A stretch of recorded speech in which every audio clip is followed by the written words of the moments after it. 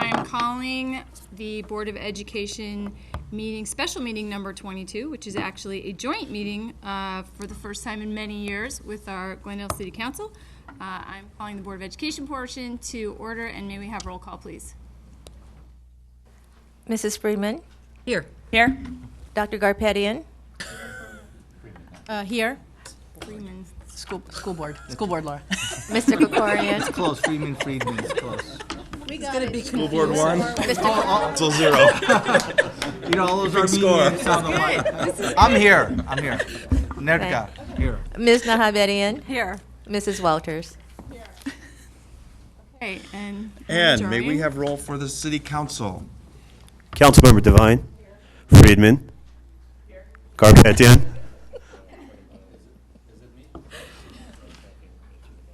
Here. Sinanian. Mayor Najarian. Here. Okay, we are off to a roaring start, and we are now going to do the Pledge of Allegiance.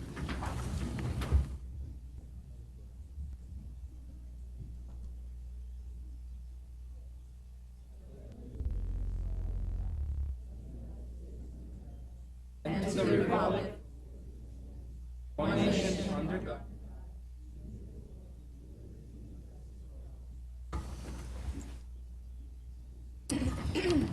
Okay, read our certification of compliance to accommodate the requirement of government section 54954.2 in accordance with the Brown Act. This meeting was posted on the bulletin board in the Administration Center and the Glendale Unified School District site 24 hours prior to this meeting. And I believe city certification to read first. Thank you, Mr. Clerk. Will you please read your report on the posting? The agenda for the February 24, 2016 joint public meeting of the City Council and Glendale Unified School Board of Education was posted on Monday, February 22, 2016 on the bulletin board outside City Hall. All right, I will entertain a motion to approve the agenda. Second. All right, discussion, all in favor? Are we doing the city? No, we usually don't approve the agenda in that manner, so Okay. let's just move right on into the next item. All right, I don't have any cards for public communication. Do we have none today? Is that correct? All right, well then we will move straight into our business. Again, I appreciate the city council joining us here in our house, and this is great, something that hasn't been done for quite some time, certainly not in 2 terms, and so very happy to finally see us all sitting at the dais together. Our first discussion item today is on One Glendale After School Sports and Recreation Programs, and it's presenting. It's Onik. All right. Good afternoon, Mayor Najarian, members of the council, Board President Walters, members of the GUSD Board.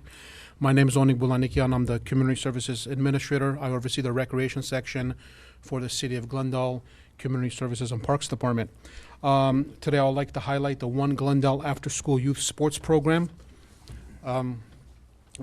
We met with, where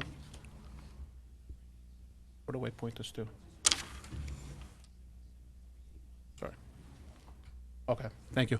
We met with Glendale Unified staff late 2013 to see where community services and parks can fill in the gaps in regards to after-school recreation programming.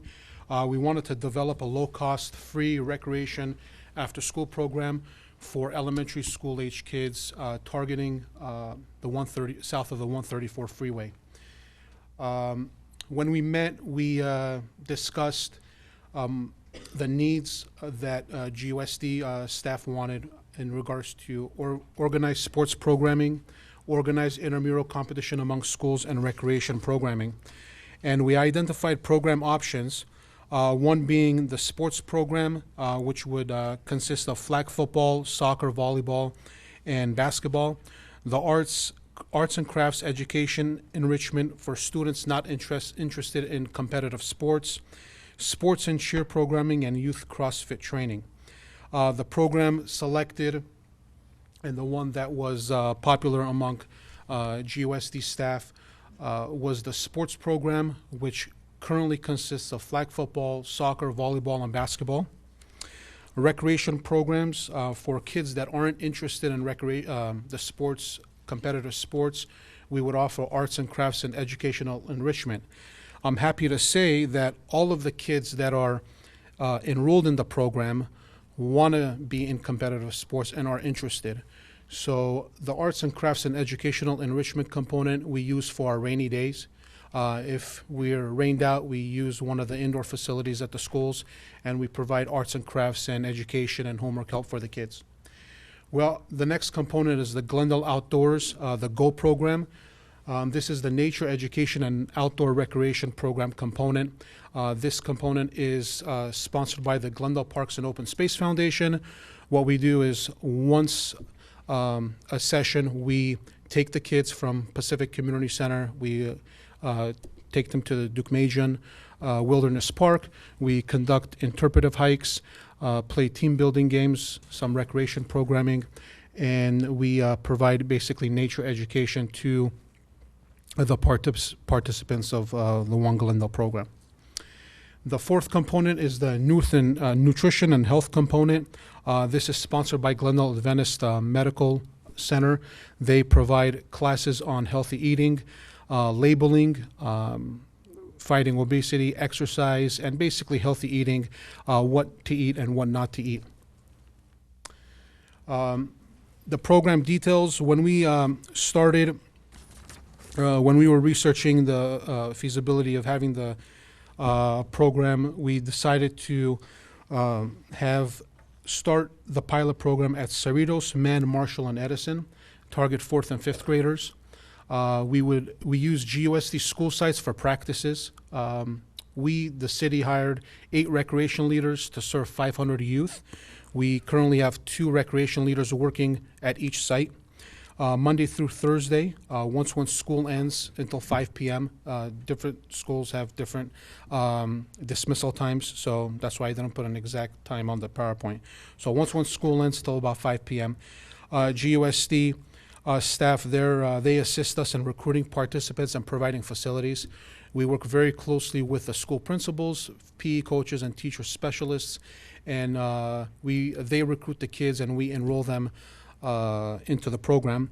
And of course, the EELP staff provides training to our staff.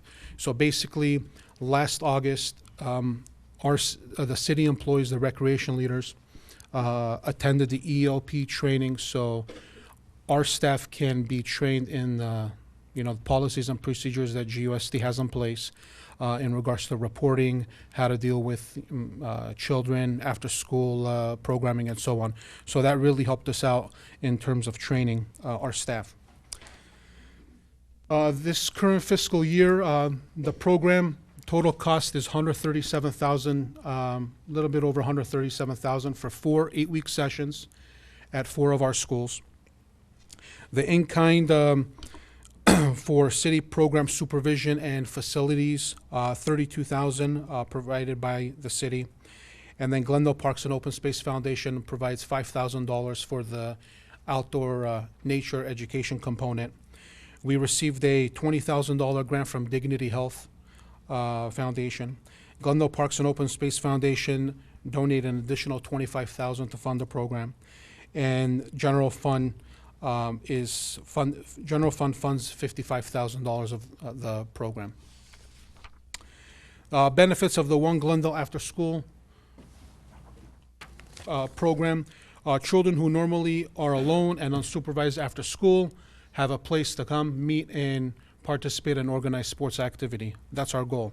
And what we practice is we promote sporting skills, build confidence, and we teach the kids how to lead. We try to improve their grades, help reduce juvenile crime by keeping children busy, and promote healthier lifestyles and reduce childhood obesity.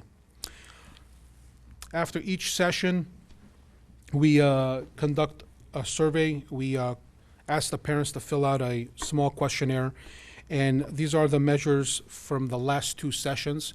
Our first session was flag football. Our second session was basketball. And basically 76% of the participants improved their grades. 84% of the participants are eating healthier fruits and vegetables. We see less of the kids, especially at Edison, walking up to Pacific to 7-Eleven. They're basically bringing their healthy snacks from home. 86% choose to drink water instead of soda and juice. A lot of kids thought juice was healthy. They have the vitamin C, juice, healthy, that's full of sugar. We tell them there's nothing better than water. So that's been a positive measure. 65% of the participants lost weight. 90% of the participants improved their confidence and showed leadership skills, especially in the classroom. We have a lot of positive comments from the teachers, PE coaches, and the principals regarding student behavior and how they lead. Less bullying, more leading amongst each other. And 90% of the participants improved their listening and behavior both at home and at school.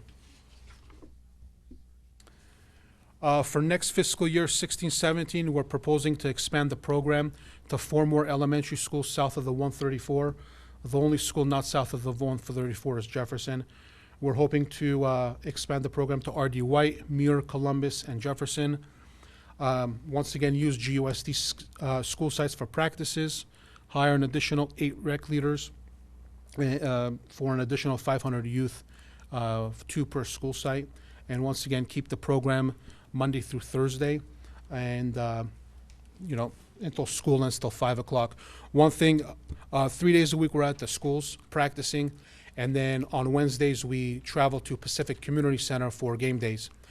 So that's when all the parents come out and cheer on their kids and their teams. I know the schools have their cheerleading team that come out, their school mascot, and it's a full family event every Wednesday at Pacific Edison. The expansion cost total is $305,000 for 4 8-week sessions at 8 schools. In kind from the city is a little over $37,000. Once again, Glendale Parks and Open Space would fund $5,000 for the Glendale for the outdoor education enrichment program. Currently, we have $55,000 in the general fund, and the balance of additional funds needed is $207,000 to run the program at 8 schools for 32 weeks. So each session is an 8-week session. We're looking at 4 sessions. So this is a 32-week program. Partnerships, I like to thank Dignity Health for the grant that they provided for this year. Once again, Glendale Parks and Open Space for providing the GO program and $25,000 to the program. Glendale Adventist Medical Center for providing the health and nutrition component. And also AYSO Region 88 donated $500 this year to help us purchase soccer cleats and soccer shoes for the very, very low income children that cannot afford soccer and the cleats. I know a couple of our participants have taken advantage of that offer. We're working with soccer stores to get a $45 package for $25. So all in all, it's been a great program, and I have a video clip, 55-second video clip that I like to show you guys.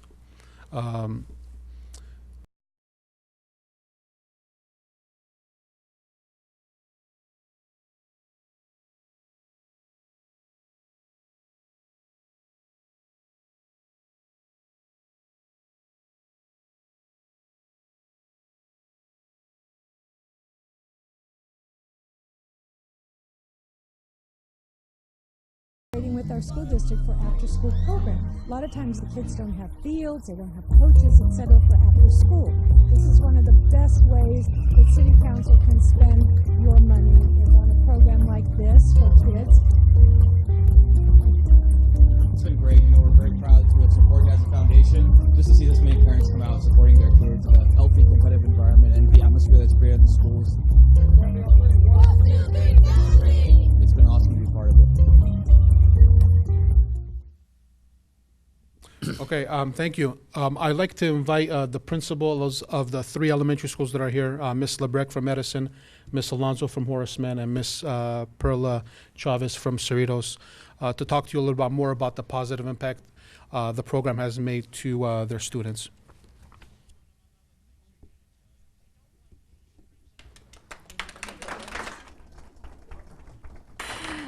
Thank you. I'm Carmen Lebrecq. I'm the principal at Edison Elementary School. And just to echo what was presented here, the program has been really great for our kids. It does do all of those things and more.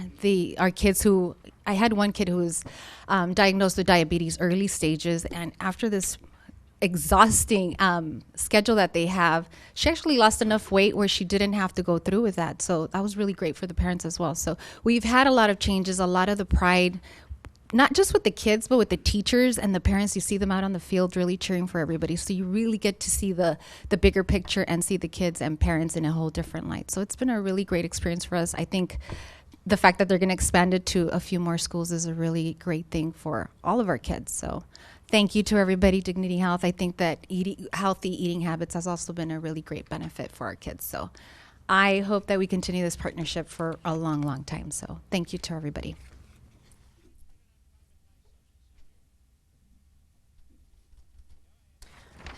Good evening, everyone. My name is Perla Chavez Fritz. I am the proud principal at Cerritos Elementary, and I have to say this program has been fantastic for our students. Aside from the self-esteem that I've noticed in their smiles and they know that they're participating in a sports like this, I can tell you that the growth in their academics has also been displayed. We have had conversations one-on-one, and this is what would happen in high school. If your grades are not up to par, you don't get to play. And the students are maintaining their grades. The teachers have noticed that, and I have noticed changes in students who never smiled, never spoke to other students, who kind of stayed to the side. And since they've been in the sport, oh my God, their smiles, the sense of pride and the sense of team that they feel, it's really changed their lives. So I want to thank the program and everyone who collaborates with the program, because it has made a great change for our students at Cerritos. Thank you, and I do hope that it continues and it expands, because I can tell you that I have students now lined up trying to ask me how can they join the program next. What do they need to be? And I'm like, well, you need to be a 4th grader and a 5th grader. So we have 2nd graders who are looking forward to this program. Thank you, everyone. And good evening. I'm Rosa Alonso. I'm the principal at Horace Mann Elementary. And first of all, I'm a sports mom, and I'm very proud to have 3 children who are involved in sports. And I know the importance of having students involved in a structured program and being a part of a team. And you know, the students at Horace Mann typically don't have that luxury of participating in an organized sports program. And this program has really filled this void. Our students are very proud to be involved as a team, working together to win and beat the other schools. And the students also, pretty much what the other principals have stated, this program has really fulfilled a sense of community for our students. And they basically, I had students that, you know, were probably not the high achievers and weren't shining a lot in the academics, and the sports program has really given them a place to shine. And it now has transferred into the academics, where they know, again, if they are not doing what they need to do at school, then they are not participating in the program, and has really made a huge difference in making sure that they do what they need to do at school. So again, this program has been fantastic for our students who typically don't have this luxury. And, you know, again, it's made a huge difference in their self-esteem and in our community. So I want to thank the organization for doing this for our students. This is fabulous. So I hope it continues. Thank you. Thank you. One thing I forgot to add is that the program is free. We don't charge. The program is free. It's open to, you know, 4th and 5th graders. The principals, we ask the principals to basically recruit the kids. Sometimes they even get a little competitive. But when we started talking about the program in 2013, my idea was, you know, having, you know, a recreation component, let the kids just have fun. But it's evolved into a competitive, and it gets really competitive when I'm out on the field, and especially during championship games. It gets competitive, and I like that. You know, the kids like that, the parents like that, and you know, I thank, you know, the council, Board of Education, and all the school principals for working with me and my staff, park staff, job well done on our end. Thank you. I'll take any questions, if there are any questions regarding the program.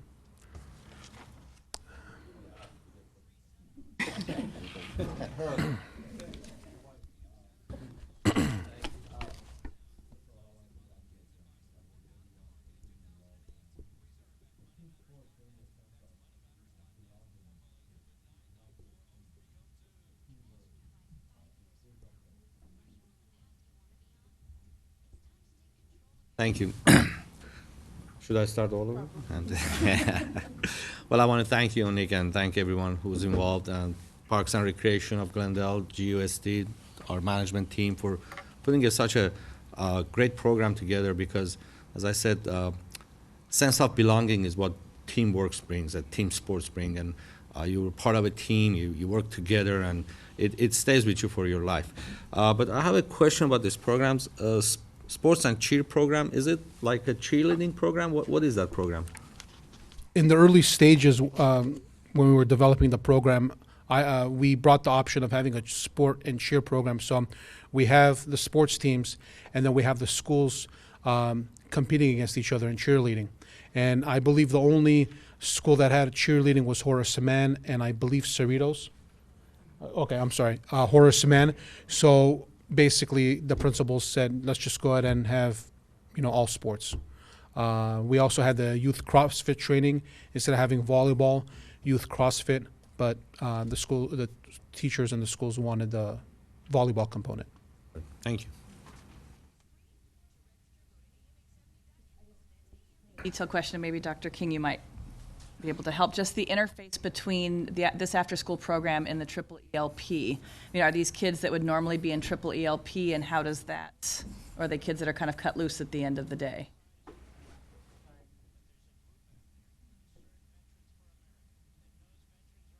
And tell the city council what the triple ELP means. I can do that. I'm Kelly King. I'm one of the assistant superintendents, and Triple ELP is one of my departments. It's our early education extended learning programs. So it provides after-school childcare for our students until 6 o'clock every day, Monday through Friday. At the earliest stages of planning, the Triple ELP supervisors were involved with Onig and his staff on designing the program in a way that it's not a competition for Triple ELP, and to ensure that the students that are in Triple ELP had access, if they wanted to participate, that they could participate in this program as well. And in addition, as he mentioned before, the supervisors for Triple ELP, who are highly skilled in these types of activities and supervising children in sports as well as at the schools, train all of the One Glendale staff so that the rules and the processes are consistent across Triple ELP child care programs as well as these sports programs.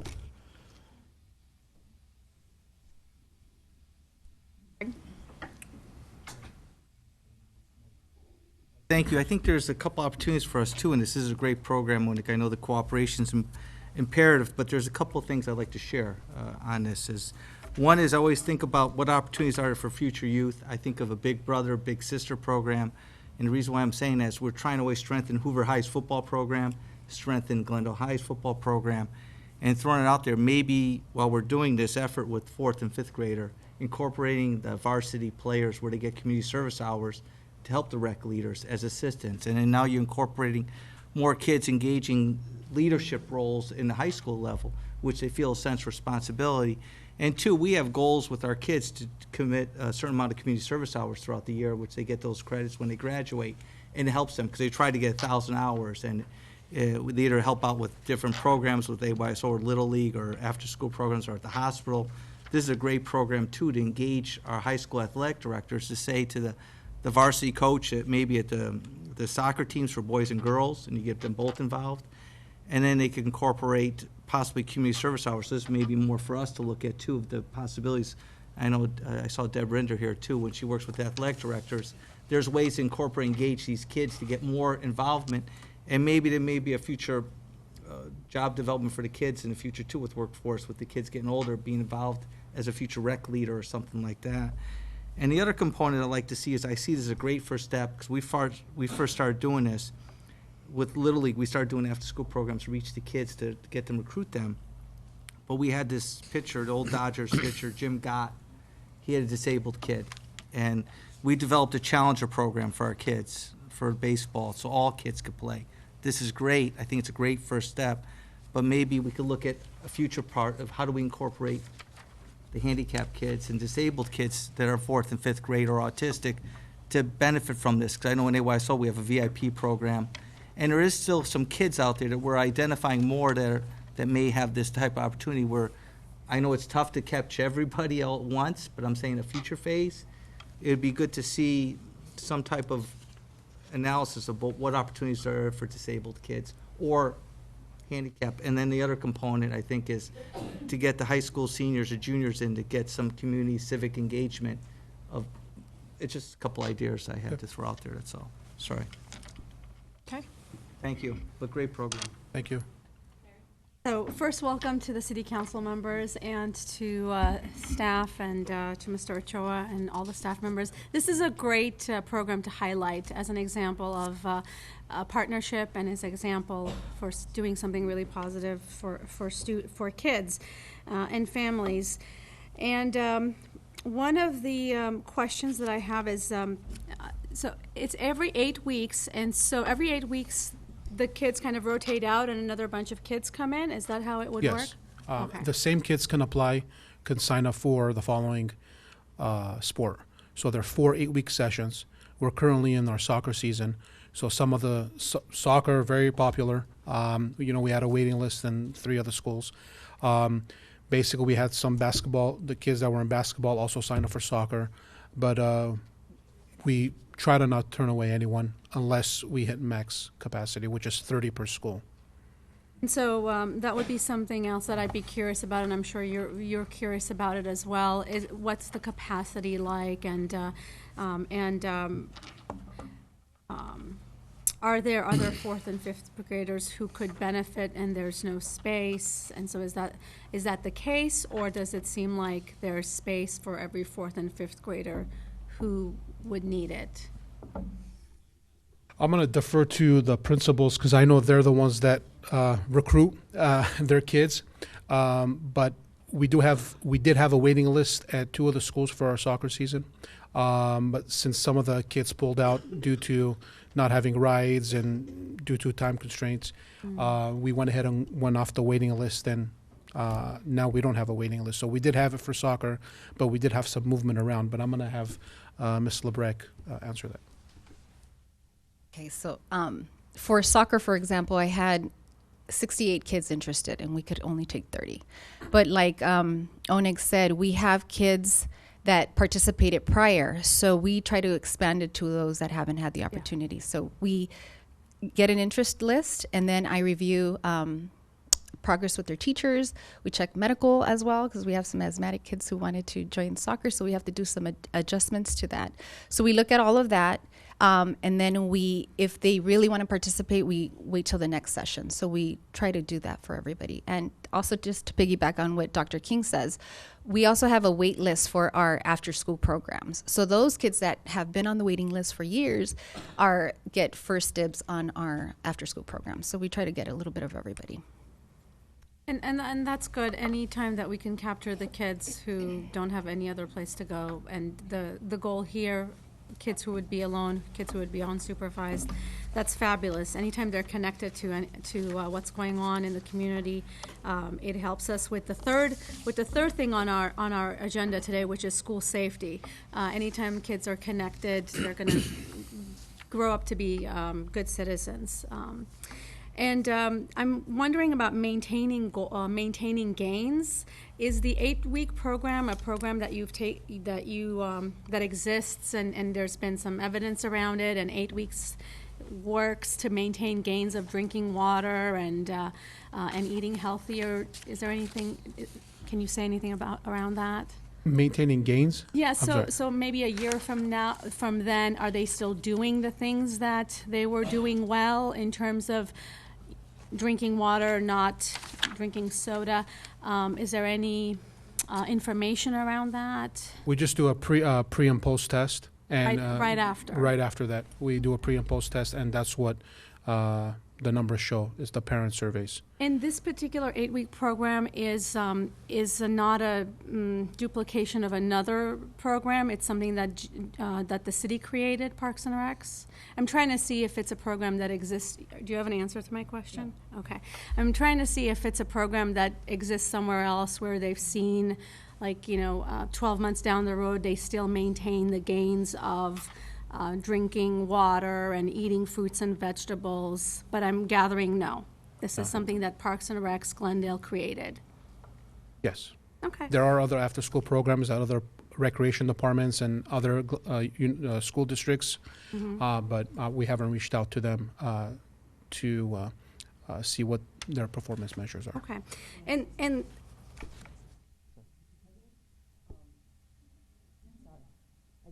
I say we're also at MAN involved in the fruits and vegetable grant, and honestly, the students that are involved in this program are, before we had certain students go and get the fruit and vegetable, not all of them.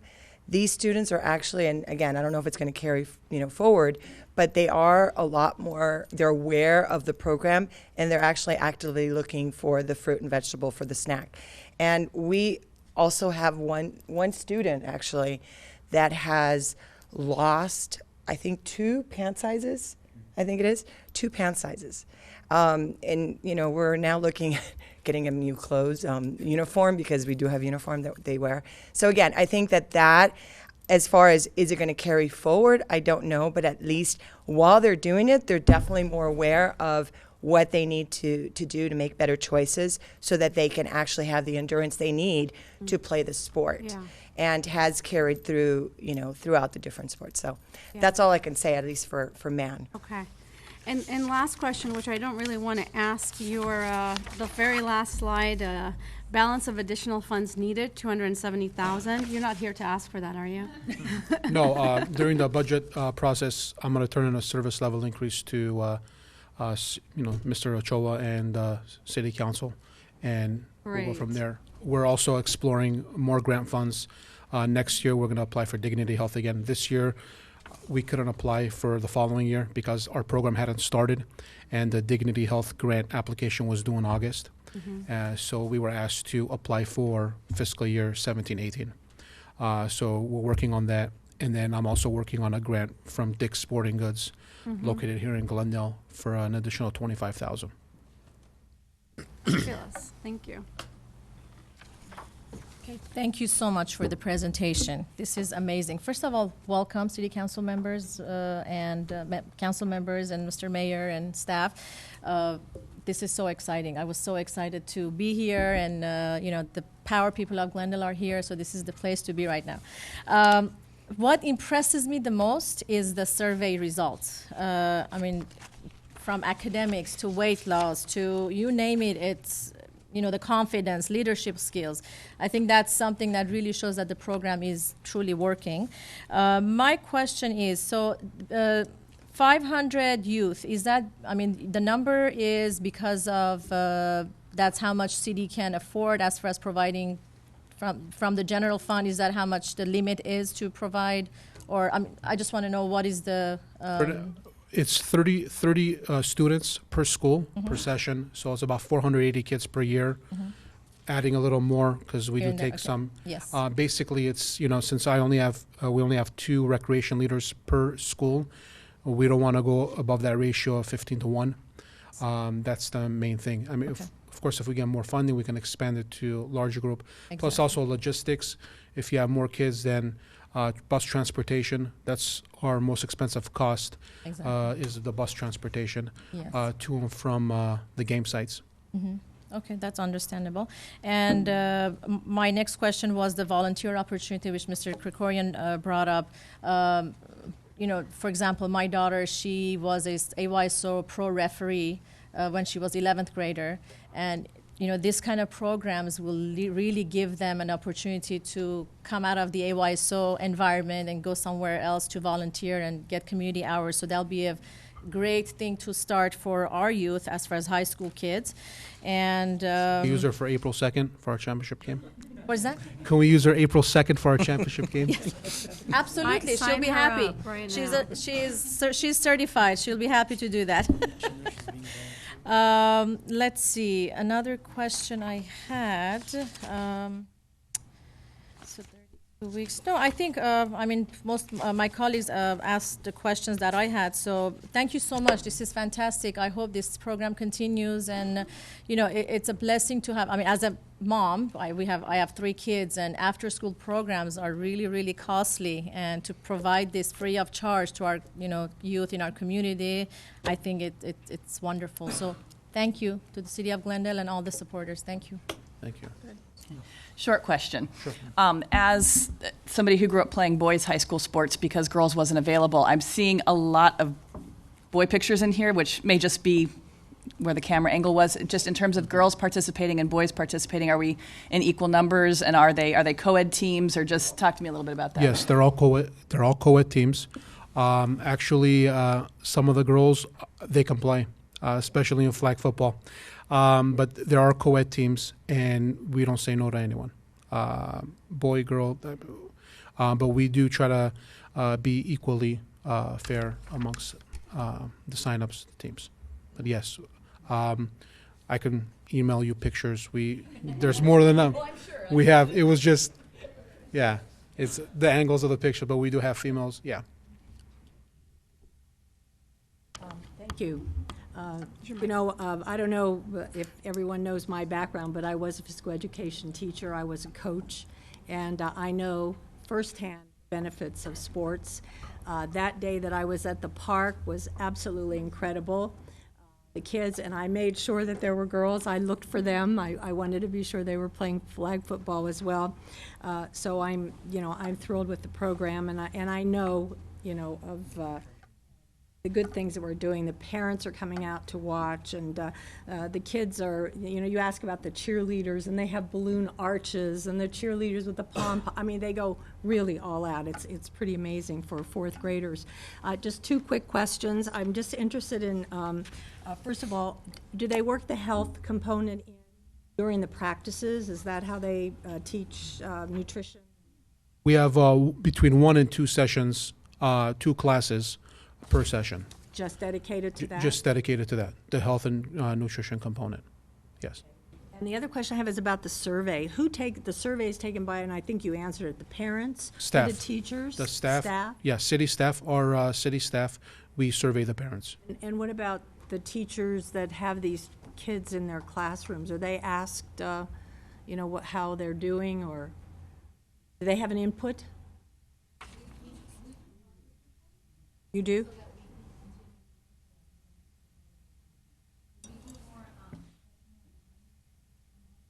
Administrative. Okay, great. Yeah, And go ahead. The good thing about having the principals and the PE coaches recruit the kids is they know their kids and their families and the kids that really need the program and need, the help.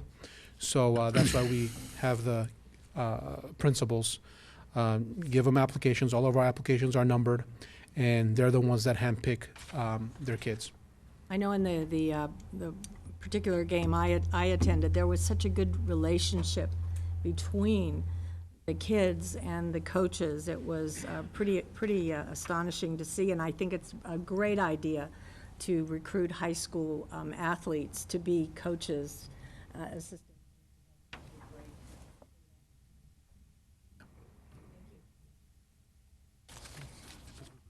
A question. Great presentation, great program, and thank you for allowing us in your house. Wonderful to be here. You mentioned that you had offered arts and crafts as an alternative to students that didn't want to do the sports. So what's the interest been in that? We use the arts and crafts component only on rainy days. Just on rainy days, because all the kids want to compete. All of them want to learn. Right. They come in with their headbands, with their Nikes, with their shoulder pads and knee pads, and they want to get down and dirty and play their They've football. been responding to the arts and crafts on those rainy days. They're okay. Yeah, it's either arts and crafts or we'll put on a video and we talk about skills. If it's the football session, we'll talk about skills. If it's the basketball, we'll watch a YouTube video on drills, basketball drills, and so on. But they're okay with it. It seems like there might be opportunities to explore, other activities that maybe are even more valuable, or just as or more valuable to them. So I just hope you don't think of those as wasted days, but opportunities for. Oh no, we maybe keep them whether it's busy. music or other. We keep them busy, and we don't allow them to go home. We ask them to stay. We tell the parents if there's a rainy day, we want the kids to stay. We do team building exercises. We want the kids to grow within those 8 weeks as a team. Okay, great, thank you. Dance. Yeah, I hear dance being noted on rainy days. When I was in elementary school, that's when we learned the hustle. You know. Actually, so harkening back to the old days, old days when I was in elementary school, which was pre-Prop 13. We did have after-school sports in the elementary schools, pretty much district-wide. That's where I first met Dr. She and I were fourth graders competing against each other, Verdugo Woodlands, Artie White. I don't really remember who won. I think that's convenient. So I just want to say thank you to the city for bringing those opportunities back, because that has been something that we definitely have struggled with, those kinds of sports opportunities, down to the elementary level. We've been able to bring them back to the middle schools, but really, all the way to elementary is not something that we've been able to provide. So we really appreciate, I think it is a great partnership. We do have great sites, and your ability to help with some of the programs with the park. It's obviously that's a great opportunity. So glad to hear that we're going to continue to try to expand it. It seems like a pretty obvious partnership. So, okay. Aaron? Thank you. No, I appreciate the great discussion, and we will look forward to our next budget cycle to see how we can shake several $100,000 loose. We vote yes, by the way. Okay, Yeah, well, it's duly done. noted. Yeah, okay. And if there's no other comments on this item, let's move to item 2, which is the Thank you. development impact fees and the investment in existing school sites as neighborhood/community open space.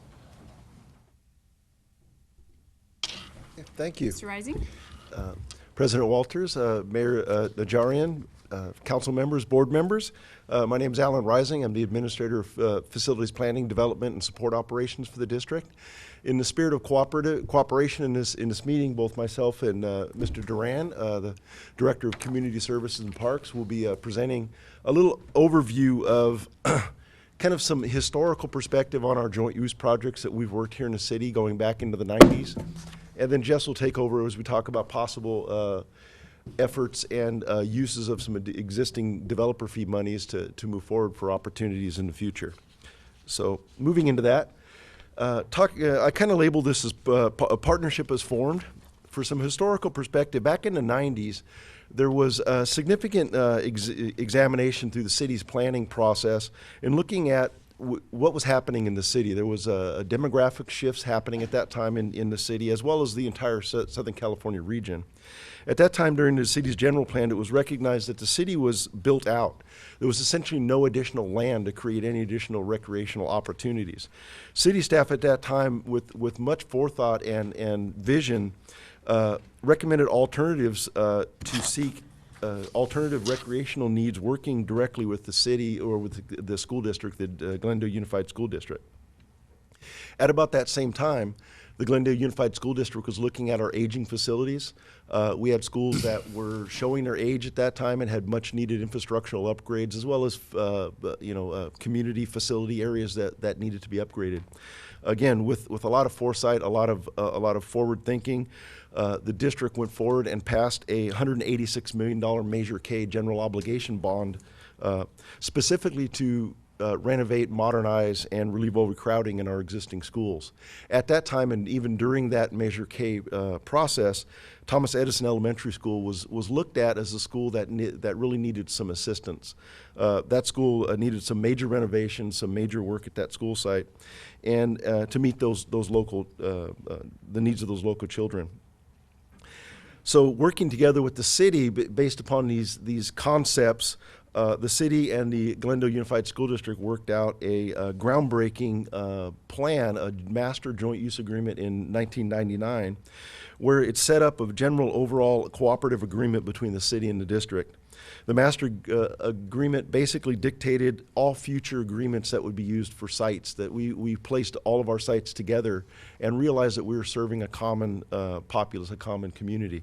And the master agreement dictated what the development, scheduling, operations, maintenance, repair, and future renovations of all future joint use projects. As we move forward into Edison Pacific Park School, that was really the first big one up that we worked with the city on. The Edison Park project was a cooperative venture to build a new multipurpose community center, park, and school facility. The project was funded through a combination of district general obligation bonds, our Measure K monies, as well as we had some state facilities monies that were mixed in there. The city had some capital improvement project funds, as well as some community development block grant funds that were mixed in there. This was really, truly a cooperative effort between the two entities. The project was $46 million and began in 2001 on 5.9 acres of city land and 3.8 acres of school district property. Ultimately, it resulted in 34 classrooms in 3 buildings, a multipurpose cafeteria, shared multipurpose gymnasium, shared library and computer lab, shared recreational facilities, community center, parks office, as well as a community health center. Ultimately, the project was completed and occupied in 2003. I've got some pictures of it. Great project, groundbreaking project, statewide. I know in schools, school districts, this project is still looked at across the state as a great cooperative effort in how cities and school districts can work together. This is as you know, the Community Center and Parks Office. We also have the school center itself. Really good, successful project. Moving forward, we also have a little bit smaller, not quite so big, but we have the Cerritos Park project. Cerritos Park, again, a cooperative venture between the district and the city to build a mini park on a combination of some city property and school district property to allow for joint access to this particular feature.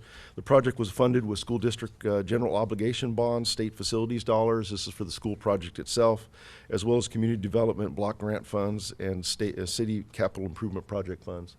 The total project was about $4.3 million.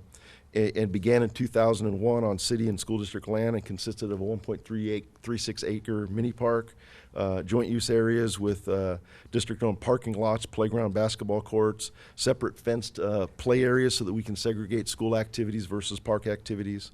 There was also some city-owned lands that included a playground, some turf areas, restroom facilities were built, picnic areas, and a water play park was included in this. The project was completed and occupied in September of 2007. And there's a picture of great park, and then of course we have our Cerritos School, which is immediately opposite where the park's at. Very good project working together. We also have some future projects that we're working with the city on. We have our Glendale High School tennis court project. This was another cooperative venture to renovate some existing tennis court facilities at the school site to enhance and improve the community access and use of those facilities. The project is scheduled to be funded with our school district Measure S bonds. That's because it's going to be coordinated with a new aquatic center project that'll be built at that school site. There are some state facilities monies that are in there, and there's also some community city capital improvement funds, as well as developer impact fee funds. The project is estimated at about $800,000 and is scheduled to begin in late 2016 this year. We are back in design. We do have that project moving forward again. And it is coordinated in conjunction with the new GUSD Aquatic Center project at Glendale High School. The project itself, the tennis court project, includes renovation to 6 existing tennis courts, new restroom facilities as part of the Aquatic Center project, tennis court lighting upgrades, new fencing, ADA access improvements. There's some storage room, a little space for the ultimate operator of the tennis court project to be able to operate out of. And the project, although it hasn't started, it is anticipated to be started and completed in January of 2018. So giving us some perspective of where we're talking about, Glendale High School, where we know and love, and the tennis courts right along Verdugo there. So with that, give you a little historical perspective of the great work that we've done so far. I think Mr. Duran is going to come up and talk a little bit about some development impact fees, talk about the city's strategic plan, and some proposed joint use projects as we move forward.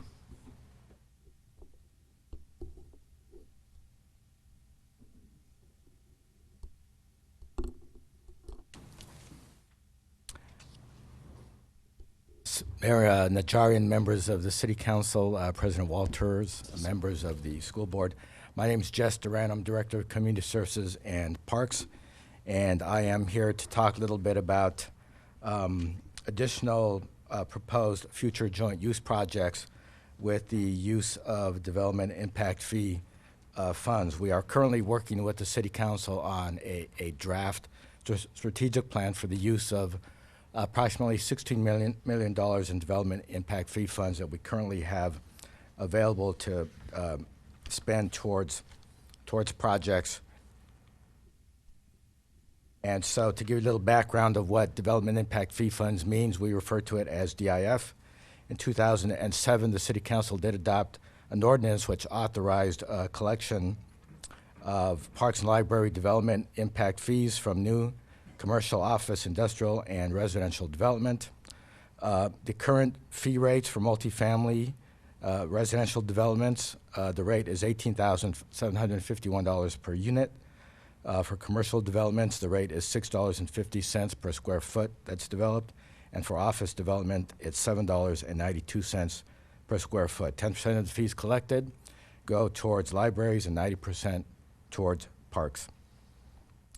In terms of fees collected that are currently available to appropriate to future projects, including partnership projects with the school district, we currently have a balance of $4 million that is unprogrammed in our coffers. And then for fiscal year 15-16, based on the number of applications for development projects, staff is estimating an additional $12 million in DIF revenues by the end of this current fiscal year, which amounts to a $16 million amount of funds available. Now, prior to this current year, we were averaging roughly $2 million in development impact fee funds. So the availability of $16 million is a unique opportunity, and it's probably a one-time opportunity. We anticipate that beginning next year, we'll probably begin to go back down to our average of roughly $2 million collected on an annual basis. So we have been working with the City Council on a draft strategic plan on the use of DIF funds. One of the strategies that we are looking at, and we have had some preliminary conversations with GUSD staff on some partnership ideas. We are proposing 2 joint projects.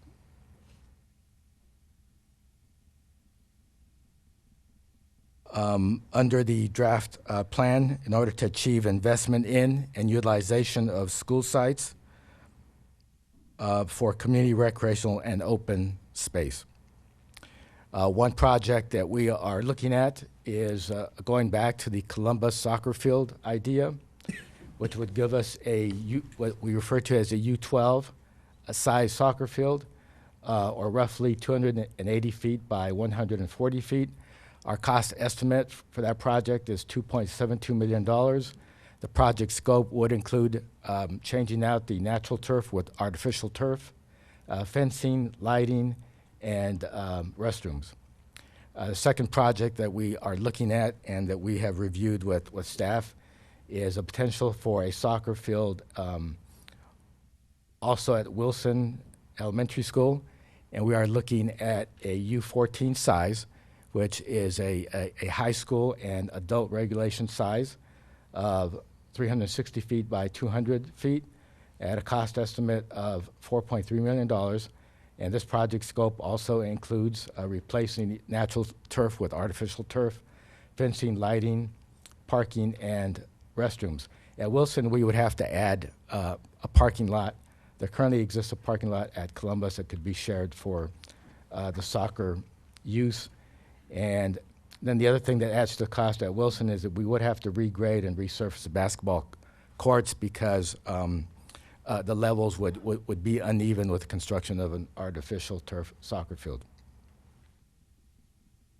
And then this is an aerial and a site plan of where those fields would go at Columbus, the U12 size, and at Wilson, the U14 size.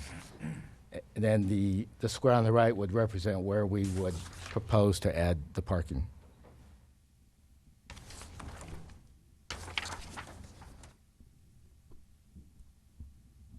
And Mayor and Jarian and President Walters, that concludes my PowerPoint presentation. I'm happy to answer any questions that you might have. Thank you.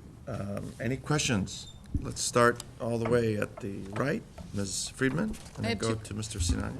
I have two questions. First, I think this is really a great opportunity for the community. Soccer fields are one of our biggest needs and one of our biggest requests, and it's very difficult for us to be able to find space for them. So this is a really great solution. So my two questions are, number one, have we done community outreach around the soccer field areas, given that in the past when we've tried to do this, we've had some concerns from residents about lighting, traffic, crowds, that kind of thing. And secondly, what amount of time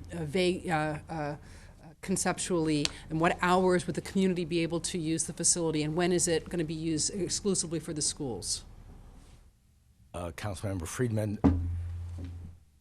typically the fields would be dedicated for school use during the school day, Monday through Friday, and then opened up and available to the community either at 3 o'clock or 5 o'clock in the afternoon, Monday through Friday, and then all day Saturday and evening.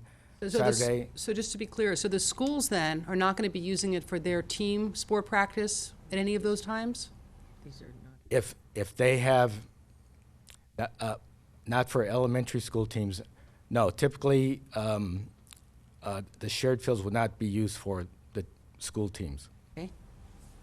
And then on Saturdays and Sundays, the fields would be dedicated for public use from 8 or 10 in the morning till 10 at night, or possibly 8 or 9 at night. And then the outreach to the community, have we started that yet?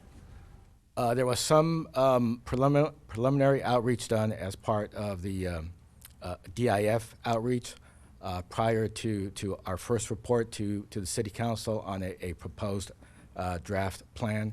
We've made 2 reports to the Parks Commission, and including this past Monday on the next iteration of a draft plan. I guess I mean to the neighbors, not to the whole community. You wouldn't have that yet. Right. Get concurrence of our. Right. Correct. That will be in the plan, right? Yes, once we get direction from the City Council and or the school board that this is something you want to, in fact, explore, then we will begin outreach to the community. Thank you. I do recall they had Columbus, they did have community. Right. We engaged it where Mary Boger and Aldo went to it, Frank McGarry went from AYSO, Jolene Wagner went to it, and they had the community meetings. They invited just for Columbus, and they talked about it. And the apartments, and I'm trying to think who owns the Holiday Inn Days Inn, was that John, Dave, because we looked at the property next to them, trying to get that parking lot at the time, I think, but not at Wilson. I know it. Columbus they did. Yeah, just to comment on projects of this nature, when and if they're approved to move forward, it would be a requirement of us through the California Environmental Quality Act to actually have a robust outreach to community members so that we'd be able to seek input from those people that may be potentially affected by a project of this magnitude. So those things would be in, assuming that there's an approval as we begin to move forward with the development of the plans for the project. Okay, thank you. Mr. Sinania. Thank you, Mr. Mayor. So good evening, everyone. It's my first opportunity to speak, so I want to thank you all for this on your grounds. And this meeting has been, we have these more systematically at a higher frequency.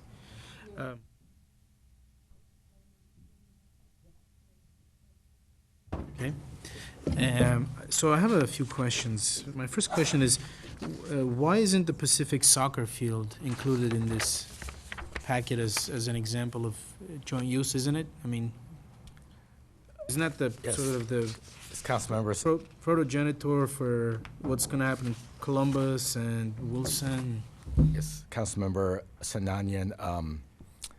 The artificial soccer field at Pacific, which is a shared soccer field, is probably incorporated in when we speak of the shared recreational facilities as part of the Edison Pacific project. Okay, so But yeah, we did not call it out separately. okay, because yeah, I looked at the dates. I was wondering if maybe the date would be there, but so it opened up late 2014, early 2015, something like that. We were there for the ribbon cutting. That was last year. Right, and anyone who's visited that park after school hours would be amazed at how much use it gets. It's packed constantly, and if we need any demonstration of how important this cooperation is, that's the best example you can see. Fact is, there's not enough money. There's no redevelopment. The city can't buy any more, properties and turn it into green space or open space. Really, our cooperation with the school system, with the GUSD and your properties, the schools, is the best way for us to maximize green space use for the community at large. I think that's sort of axiomatic. Everyone accepts it. As I look at this, at the list, it's very encouraging, but I somehow feel like we're not doing enough, like we can do more. For example, why aren't the fields at the high school, the Glendale High School, Hoover High School, also being considered to be open to the community as, park space after hours? In Burbank, for example, Burbank High School, it's on a pretty heavily traveled road. After hours, people are thousands, but hundreds. It's also, people are just walking, hiking. They don't want to hike up the hill. They just come down to Glen Oaks and they do their laps. Families do people running, people walking. And that's been the case for the last, at least, 25 years, ever since I remember. Before that, when I was in high school, Burbank High School. So why aren't we considering that? Are we constrained by money? Is that what it is? Is it a money issue? Councilmember Sinanian, I'm going to defer to Mr. Rising. It may be more a policy issue, but I'll defer to Mr. Rising. So the intent of this report was really to look at the use of the developer impact fees, and there wouldn't really be much of an expense per se, maybe some minor costs to be able to open up schools. It would take some discussion with working with the school district, because we do have certain security issues we would want to make sure that we're mitigating, so that we, if we do essentially have some form of an open gate policy to allow individuals to come onto the school site to use that we've accounted for those type of issues. We have had some limited success in that. We do have some schools where there are community members that are using those schools for just public walking, just stretching their legs, those type of things. And so obviously at the board's purview and the council's purview, that would be something that possibly could be discussed moving forward. Okay, and I figured that's the case, and that's why I wanted to sort of open the discussion on that issue, because, as you said, it doesn't seem like there's a major capital improvement that's required to do these things. And to the extent that there's an expense associated with having to monitor or security, whatever the needs are, that's what the city's there for. Maybe we share the cost, or we allocate the cost, however is fair, to everyone involved. And we, all of a sudden, create a lot of green space, open space for our residents, which otherwise don't exist. Thank you. School Board, Ms. Nahapetia. So this might be a good opportunity for the Board of Education to really review our use or our allowances in terms of public's use of our fields. I know that Crescento Valley High School, for example, is open. People walk the laps all the time. They run the laps all the time. I know years ago I would get into Hoover High School early in the morning. I think some folks and I did that, but it's worth to really review and to see what we're allowing, because there's also been conversations sort of back and forth over the years where, people are jumping over the fence at Wilson Middle School to play basketball, or Glendale High School isn't open for people to walk early in the morning. So I would want us to take a look at this and see what the issues might be. Is there liability concerns? Are there safety concerns? And let's see what can be worked out, or at least let's explore it at some point on top of the many things that we have on our agenda that's coming up. But that might be worthwhile to do. We want people to be walking, to be exercising, to have a place to do that. So I'm curious about that. And two quick questions about the report in terms of the city's the DIF funds. So am I correct to understand, Mr. Duran? So 90% of the DIF, 90% of it goes towards parks, must go toward parks? Correct. And so, and parks, we don't mean the very traditional parks, we mean space, so it might be a soccer field. It could be new amenities in existing parks. It could be adding a playground in a park that currently doesn't have a playground, or constructing a new community building in a park which currently doesn't have a community building. And that's one of the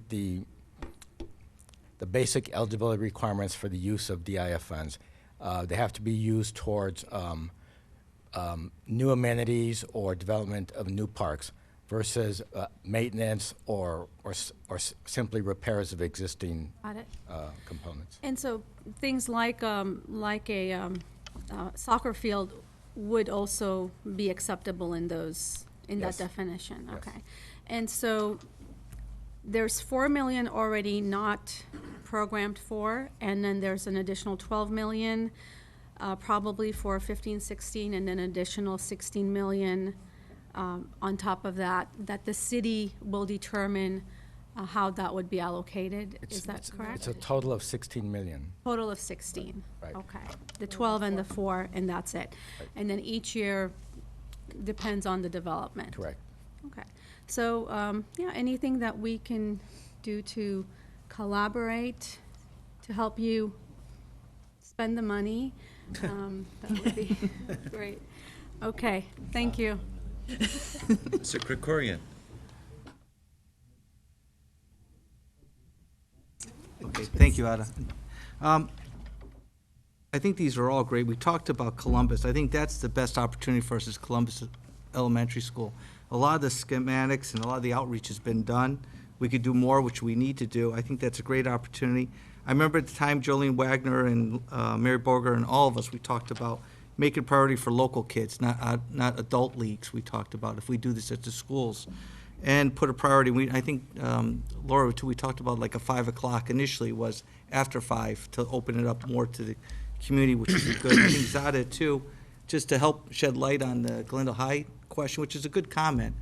But Glendale High is our home field for 3 high schools. Hoover High School, CV High School, and Glendale High plays their home games there. At Burbank High, they get the field themselves. In Burroughs, they get themselves. So when you go by Glendale High, you see a lot of activity going on there. It's because it's the only field with 2 stands on both sides that we have. So a lot of our sporting programs are all done at that facility. But the opportunities at Hoover are great. I know we dealt with the neighborhood talking about lights and how quick, because it's very tough, but I understand the opportunity. But one of the biggest challenges we have, which we know, is we're landlocked. And I'd like to throw out a couple ideas for us to look at, too. We talked about this once before, and it's a very aggressive type of ideas for us to look at parks, because we look at what's happened downtown. We've had a lot of growth, right, and we're tight with space. And I'm just throwing out an idea. And this was broached a while back before, because recently we talked about moving this facility, our district office. Years ago, I remember in Chuck Sandbar, we were talking about different things. We talked about our parking lot. And I'm throwing in a concept, Scott, that we could look at in the future of a park downtown on top of our parking lot here, where we maybe entertain subterranean parking, because we have 400 parking spots now for our staff, which we direly need. But if we did 2 floors of parking underneath, and on the top, which was street level, was a park. And you have a whole, almost a city block here, from Wilson, Jackson to, was it Kenwood? That area there. And we left a spot specifically in front of Daly for the cars to go out in the handicap parking for our staff. But then if we had a true joint partnership where it's an opportunity where the city, I know it's very expensive to build subterranean parking, but we have nowhere else to go. And we have a parking lot right in front of us that's very large, and there's a possibility, I'm just throwing an idea for us to look for land, and if we actually work together as two bodies saying, hey, obviously we can't afford to put the parking lot, but we gave up some type of agreement where there's a park, and then maybe there's even like we even talked about a little amphitheater in the middle that we can have our students perform and do like a little amphitheater and have a little fun, and talk about the arts, have the kids perform, have the Hoover Jazz Band perform, have the Glendale High kids play, and then it creates a park right in downtown city center. It gives you guys and gives our residents, with all this apartment boom that we have, it gives them some green space too, and it's right in front of our eyes right here. The other thing I want to shed light on is I know our kids graduated last year, Scott, and I was going down to my daughter's school in San Diego State, and when I was touring the campus, they're landlocked too. And what they did with their soccer fields, both soccer fields, they put on parking garage roofs, and they incorporated, and they built the netting around it. And I went to the Aztec, and this is San Diego Aztecs, where it's a great campus, and I went to the soccer field itself. It was amazing. I was shocked when I saw it. I went up on the 4th floor, and I said, my God, it's a full-fledged soccer field on a parking garage roof. And it's just some type of ideas we think out of the box to find space together, and how we have limited resources to share. Like I talked before about Parks and Rec sharing resources, and a lot of resources. We talked about space. We have a maintenance yard. Why can't we share space? And maybe there's more land opportunities. I'm saying let's think more than just what's limited at the school sites. We have other facilities that we may be able to share together, because we just bought some property around our the Magnolia plant project that we have, right? We bought those apartment Palmer area. We bought some serious land over there. Maybe there's some opportunity that we have. I know, Scott, when Dr. Sheehan was here, he talked about cooperation, and he was very positive about a lot of the outreach and thinking out of the box. I know this is long-term type projects, but I'm just throwing something out there that's different for us to look at, and then maybe we could share together. It's just something I'm throwing out there in that regard. And I think about the parking situation. Maybe there's some options for us, because if they built 3 levels of subterranean parking in front of our building here, you almost have a whole half-city block here for a park that could be with an amphitheater. It's just, the soccer fields I'm all on board with. The only thing that I know we talked about is really for Glendale, La Crescenta, and Montrose kids first, adult program second, and then if we could build that's the second phases. But I think, sorry to throw a curveball out there, but I think it's something we could all look at. I'm not speaking for my whole board about the parking lot thing, but it's just an idea out there I could throw out. I don't know if the interest is down. I think Ms. Friedman's going to throw you a curve. No, That's okay. I was going to say, we had looked across the street at this property and thought it would be a great location for a park. I think it's a great idea that you guys build a parking lot and we put a park on top. That's a really good idea. You're getting free land. No, I mean, seriously, though, I don't know that park impact fees are it's the Maybe there's a right combination use of money of things to that double, we could do. to build you a parking lot. But I think that doing something with this property is a really interesting idea. And any other property you have that's not a school site, that's a really good way to I think, to start that collaboration for us to, help improve that property if there's a way for some community use. So Because I saw in Desert Springs, the city and the school district shared maintenance yards, and we have a maintenance yard that's pretty large, and we bought some land around it, and it's in South Glendale. Maybe there's some opportunities there. I really don't know the schematics of the actual layout. I know Palmer, we bought several, acre? But with the I don't property think it's quite itself. that large. It's But the whole 4 complex. buildings that are there, yes. But maybe it's a South Glendale Park. It's just something, food for thought. Okay. Thank you. Thank you, Otto. Let's continue with the school board if there's any comments now. Okay. Ms. Garbett? Sure. So thank you for the presentation. I think joint use projects are very, very exciting, and I think the whole entire community will benefit from it. My question is there any timeline that the city has to use this fund in a certain timeline, or what is the $16 million, it has to be used in a certain time frame, or? Board Member Garpetian, generally the funds have to be spent within 5 years from the time that they are collected. So Okay. every year it's a new clock. Okay. So it's basically first in, first out within Got it. 5 years. Okay. And, I think watching the city council meetings regarding this joint use projects, and I think the city has made an effort to make the public understand that the community at large is in dire need of athletic field. I think that's the most important thing, that it's not the park, it's just athletic field that we really need to have youth and the elderly and everybody to use the outdoor. And for example, I'm just comparing South Glendale to north of 134. We have sports complex up there, we have Verdugo Park up there, but down here practically there is no athletic field for the community besides the GUSD students to use. So I think this joint projects are wonderful. And another thing, so let's say tomorrow magically City of Glendale finds a huge lot, and wants to, from scratch, they want to build an athletic field. How much do you think will cost to build an athletic field of U12 or U14 size from scratch? It's too big. Not including acquisition? You mean just for the site improvements? From day one, let's say you have a land and you want to turn it into an athletic field. I just want to public to understand what the cost savings are when we do joint projects. So please. Well, there's a cost for acquiring the land. There's a cost for relocating occupants or households. There's a cost for a demolition. There's all the studies, the environmental impact reports, hiring consultants. Just an estimate, But just a number. Could you use the number that you have in your presentation for, say, Columbus or Wilson? $1 million. If you have $3 to $4 million, depending on the complexity of the site, and not including the acquisition of property. Throw it out, Jess. Just throw it out. Acquisition, relocation, something like Wilson, where we have to buy the property. Exactly. It's probably, double.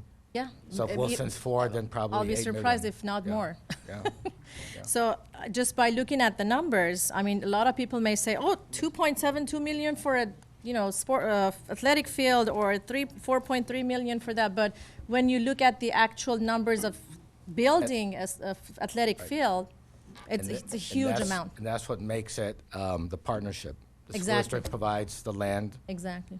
Yep. Worth $4 million. We provide So improvements. I think it's a win-win situation. That's what I'm getting at. Thank you. Thank you so much. Okay, Mr. Garpetian. I thought you were going to. I'm just kidding. okay, yeah, I'll All go right. next. To you. And then he's This is exactly why I was in favor of this meeting, and I've been asking for it, and you ask and you shall receive, I guess. We have great ideas. All of our ideas are great. But I think, to me, we need to start small, test drive it, get a couple of projects done so we can see our models. And then from there on, we have time to build on future programs, have a different plan, and do larger programs, joint venture programs. Next month, we're going to a conference, which is a conference for private-public partnership projects. And maybe we come back with better ideas at that time. But to me, there was 3 schools that I was really interested in. One was Columbus, the other one was Wilson, the other one was, I always forget the name, I think it's Jefferson, the corner of Chevy Chase. John Marshall, yeah. I knew that. I was just testing you guys to see if you.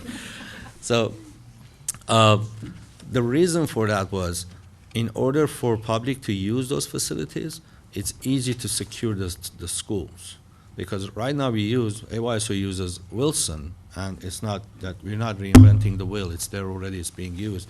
As far as Columbus goes, I don't know how it's being used in the afternoons or in the evenings or on the weekends, but I think it's easier to secure the school sites because we understand your concerns as well. It's easy to secure the school sites and yet have the public use the facilities or the athletic fields. And I think these should be a multi-functional fields. Maybe, I don't know, I'll let the designers and the professionals design and decide what kind of fields it could be there. But soccer, as you know, is a huge demand for it. We have AYSO with 3,400 players, 400 on waiting list. We have 3 soccer clubs in Glendale, Ishtoyans and Far West and Glendale Football Club. They're all in need of more fields. And these are the kids who go to school. They're not from outside Glendale. They're same kids who go to school in the morning. They can use the fields in the afternoons on the weekends. So to me, I think we need to start small, the ones that we can handle financially, and it's not too much burden on the school district as well, and have a timeline as to when can we get this done, when can we design it. I would like to have a schedule between the administrations can work that out and come up with a schedule as to how long would it take to design it for these 2 schools and what would it take and when can we start construction, and have a timeline as to when can we make this thing happen and finish it and have the community use it. Thank you, Mr. Mayor and Madam Chair. Thank you, Mr. Mayor. So I have a different take on this because I'm looking at these projects. And we've tested the waters. We have at least 2 successful programs, and they're successful beyond anyone's hopes and imagination. And we know that there is a need for fields. We already heard from staff that some of the programs, some of the things that we can do will not require too much funding. Actually, we just have to start doing it and figure out what needs to be done to make it happen. But I want to totally agree with Board Member Krikorian's comment that there are other, we can think out of the box. You're right, there are parking lots that have soccer fields on top. There, in fact, one of those companies had approached me and maybe other council members a couple of years ago saying, hey, this is what we do. You have any parking lots you want us to turn into soccer fields? I mean, this is not that unheard of, uncommon, and that's just one idea. It's one concept. I would like, my ideal situation would be for staff to maybe brainstorm and think of what are the opportunities that are there that are not going to financially break us, but at the same time will give us a roadmap or a plan, like a 5-year plan of where we can move and get most bang out of our buck, and get the best results for our residents. So I don't know. I hope that doesn't create conflict between 2 staffs, who's bigger and who's more powerful and all that. But because it's at the end of the day, it's for all of our benefits. Despite my size, I could take it.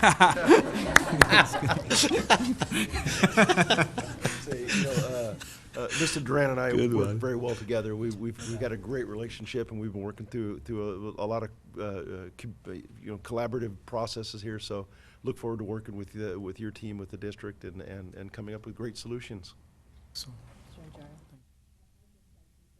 Aye. I think it's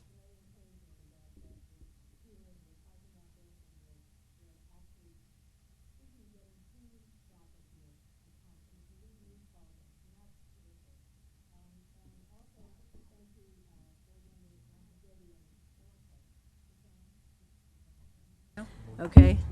Should I have to start it all over? You're good. Yeah, I'm saying I find that this is very encouraging because, it's been 20 minutes, half an hour, and we're already talking very hopefully and about having 2 soccer fields being built for our kids, for our residents, and also thanks to Board Member Nahabidian for coming up with the idea that we should, or suggesting that the board will talk about opening Hoover perhaps so that we have maybe a third field. So I'm very pleased, and I'm sure, just like you're saying, that you're going to work together, we're all work together and get this done so that our kids have as many soccer fields as they need. Thank you. Quick question. Yes. So quick question to Mr. Duran. The fees, can they also be used to purchase, well, I suppose they could, but confirm for me, that they can be used to purchase private property? I'm not talking about eminent domain, I'm talking about, private property, someone has it for sale, the city purchases it. Can the developer fees be used to purchase that for park reasons? Or does it have to come from general fund? No, it could be used for acquisition to build new parks and park facilities, yeah. Okay, thanks. Yes, President Walters. Just two quick questions, actually two things that I think we'll need to make sure that we address in the proposal. One would be the ongoing maintenance. So certainly while we're using those fields during school hours, we're able to supervise them well. And so I think the biggest issue that I want to make sure that we have is how do we make sure that we have some supervision so that when school starts on Monday morning, that the fields are ready to go, because there are outdoor classrooms as well. So we'll just need to make sure that the operational piece of that is addressed. And then the second is that there is some balance and some tension with the neighbors that are that are next to some of these fields. Councilmember Friedman, I think, was addressing some of that. So I think we need to make sure that. Hoover is a great example where we did put lights in so that we can have walking in the evenings, but the neighbors don't always appreciate having the lights on. So we just need to make sure that we're sort of cooperatively addressing those issues and making sure that we're, kind of meeting the needs of those who want to use it recreationally and those that trying to, some rest and feel like the lights are glaring in their eyes. So. Just definitely. Wilson is actually, fortunately with Wilson, only one side of that is on a street. It's a pretty major street. Yet two sides are on the school, and then the fourth side is on the alley. I think so. That's all you're going to have the back of most of the residences there. So that one's probably going to be a little bit easier, but just something to make sure we consider. And I'll just make a few comments before we move on to the next item. Being the longest tenured council member, let me just throw some caution to the wind. We were set to put soccer fields on Columbus. We had developed into a joint use agreement, and it was a furious and relentless opposition by the residents adjacent and in the immediate adjacent area of Columbus that put a quick halt to that, and we put that back on the back burner. And now it's coming up now perhaps 8 years later. So soccer fields are not universally loved. And perhaps Greg is the other senior statesman on this board. They were, and just to warn everyone, it would take a lot of outreach, but people were just opposed to any additional use right along there. Those that are interested are interested in seeing a combination playing field and a parking lot can go to Caltech. Their competition baseball field and soccer field is on the ground level with a 3 or 4 story subterranean garage. I can imagine it's extremely expensive. Perhaps at $30,000 a spot, 400 spots will cost about $12 million to replace, something like that. So it's expensive. But let me say what I'm most excited about is not soccer, it's your aquatic complex. Yeah. Because I think that is sorely needed in Glendale. Unfortunately, my prior colleagues on city council and the city manager, is this being televised at the moment? Not yet. Oh, not yet? Later. Maybe we can add this. We're just opposed to a proper-sized aquatic complex, municipal pool, and we ended up with a very modest-sized 25-yard, 6-lane pool, which is being used day in, day out in the summertime. Kids are learning how to swim. There's life-saving. There's water polo, swim team, lifeguarding activities, scuba diving. It is extremely well used. I'm very glad that you're building it. Are we cooperating in that besides the restrooms? You said there were some restroom ancillary buildings, but I applaud you all for having the fortitude to go forward.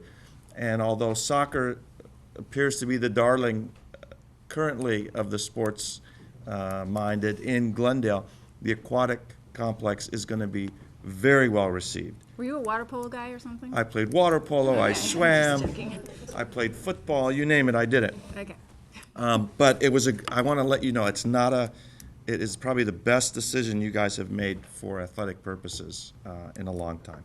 So congratulations for that. Very good, that was a nice discussion. I will turn it over to Madam President for item 3. Thank you. Our next discussion item is going to be on school safety and collaboration with law enforcement, and we have Castro here, along with Dr. King and I are going to tag team this presentation as we move toward the last item before you this evening. And we've heard some great things about some collaboration and things that we're doing now. But one of the things that we're most proud of is making sure that all the facilities, all of our schools, all the activities that our children do, they can do it in a safe environment. That they can do it in an environment where they can feel like this is a safe place to be. Glendale enjoys the reputation and the ranking of one of the safest cities in this nation and in this state. But we don't have a fence built around us, and we don't have a way to be susceptible to some of the pressures that come from the outside world. And we live in a very difficult time. And I can tell you that for police officers, the job today is very challenging. We see a lot of tragedy. We see a lot of things that most people, unfortunately or fortunately, don't have to see. But I can tell you the one thing that every officer I've ever come across loves and makes their day is their interaction with our children. The opportunities they get to have to help children, to work with them. I see some of the most hardened veteran officers out there melt when we do some of the programs that we do. So what we're going to do right now is kind of go through some of the collaboration that we're doing and share some of the positives that we are doing between the city, the police department, and the school district. So sometimes people don't realize how much interaction we have with the school district on a daily basis. The number of things that go on behind the scenes that parents and the public don't see that we're doing each and every day to ensure we have the proper safety mechanisms in place. So we're going to go through some of those and let Dr. King talk about her perspective from the district. But our school safety around the schools. Each day, officers and parking enforcement officers are assigned on a rotating basis to different schools during the times that schools are going in and getting out. We work with our traffic engineers to constantly look and monitor the different traffic control devices, curb markings we have around the schools, and we're looking for ways that we can ensure that, number one, we're responding to complaints about drivers or parents or kids who aren't following the rules of the road, and we rotate through all of our schools. And sometimes I'll hear, I never see a police officer, and they're there because that is their assignment. They go out each and every day knowing that the school schedules are in place, and we rotate through those. I think it's also important to note that back when funding was at a very different level and the police department was able to provide DARE officers, there was that interaction at the elementary schools. Well, to the traffic division's credit, the DARE officers in many instances have been replaced by the motor officers, who really go out of their way to make those connections at the elementary schools in particular, attend their events.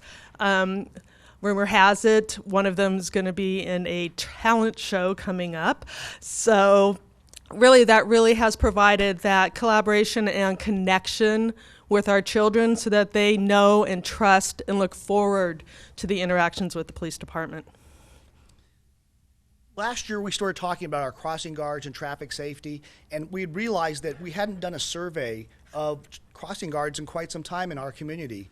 And I know from experience that patterns change over time for students walking to schools, or sometimes patterns change from a school that perhaps had a lot of pedestrian traffic to it now doesn't have as much because people have been kind of displaced out by the housing market or something, so now they're being driven in. So we did that. We did a very comprehensive crossing guard study, and we worked with the PTAs and all the other stakeholders, because once you start talking about a change, particularly when it comes to crossing guards, I know it's a very emotional thing, and we had to be careful that if we were going to make changes, and some changes were made, that we could show that this was in the absolute best interest of the limited resources we have and the safety of our children going back and forth to school.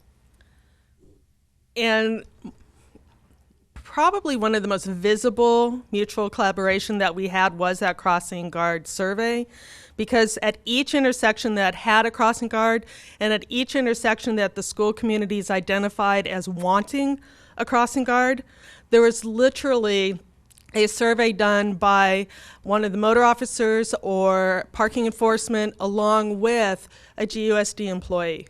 So Can we just clarify too, you weren't talking to the crossing guards to get their feedback, this was whether or not, I just want to make sure you're clear about no, we what were surveying. literally tallying every car that went through that intersection and tallying every child up through approximately 18 years old that went through that intersection to determine the need, the relative needs of each intersection, so that as a joint city and school district committee, we could come up and prioritize what were those intersections that desperately needed that additional resource of a crossing guard, and prioritize those for initially the 30 crossing guards that were funded by the city, and we'd like to thank you for the additional crossing guards that you've been able to fund since then.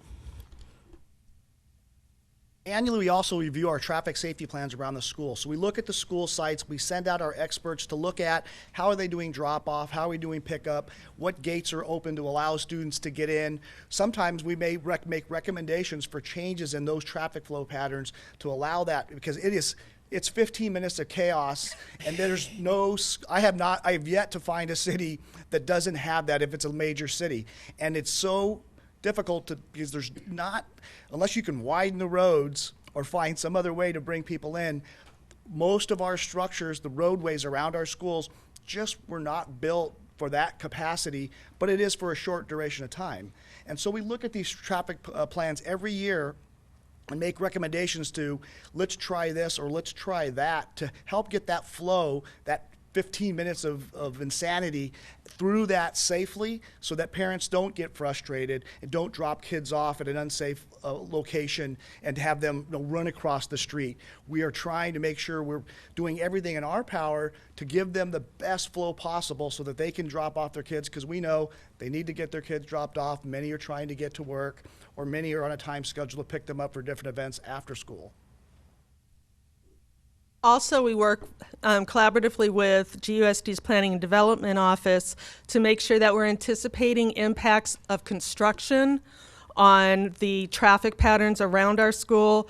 If we need to move drop-off and pickup zones during periods of construction, and what the design of the facilities would look like at the completion of construction, to see if we do need to incorporate any additional gates, exits, or facilities for our kids to wait for pickups in a safe manner. Another thing we do with our traffic safety plans is that the sergeant in charge of the school resource officers evaluate the school site's safety plans and reads through those, signs them off, and gives us input on those every year. You know, active shooters is something that we've had to talk about a lot more across this nation, and it's, each and every year we see more and more of these events. In Glendale, we are training, and just today, our fire department was training with our police officers side by side on our response to active shooter drills. We do it all across the city at different facilities, and actually this Saturday, we'll be doing it in this very building. So we've come to a point where firefighters are wearing bulletproof vests and have ballistic helmets. We've come to a point where Glendale police officers are now trained in tactical medicine. Some of our officers have gone through schools now where they carry medical bags in their cars with them, and they can provide immediate medical treatment and triage as we wait for paramedics to arrive, or they can do it within the scene that's maybe not secured yet because we may have a suspect that's still out there. It's a unique concept of fire and police really working collaboratively together, and by using the school sites, it helps us to prepare. The school staff knows what to expect when we arrive on a scene, what our capabilities are, what our limitations are, and what they can expect from us when we do that. We also have a threat assessment team within the police department.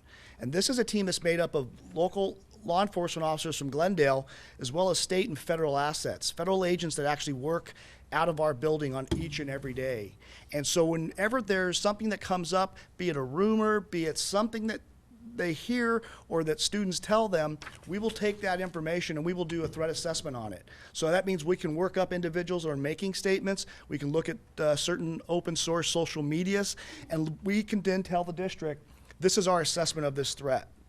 So that we're not just overreacting or underreacting to different threats or different things that we hear. And I think it's important for parents to understand that the level of collaboration, the level of scrutiny that goes into what we do to work together to keep children safe is above and beyond what most cities have available to them. And to give you a recent example of this, it came to one of our administrators' attention recently, of course on a Friday evening, right before a 3-day weekend, that one of our students might be in danger of self-harm. We were able to get the information that we needed to, communicate that to the police department, who went out and did a wellness check and got that child the support that they needed right when they needed it. So we're very appreciative of being able to have that collaboration of the services we may provide during the school day and during the threat assessments, but being able to rely on our police officers to do those threat assessments after hours 24/7. And we currently do have 2 school resource officers working in the district. And they not only are at Hoover and Glendale High, but they will go out to other schools if needed to provide some support to a site principal or to help give some advice to parents or for students. Sometimes the students just like that interaction with our school resource officers. It's a program that works great.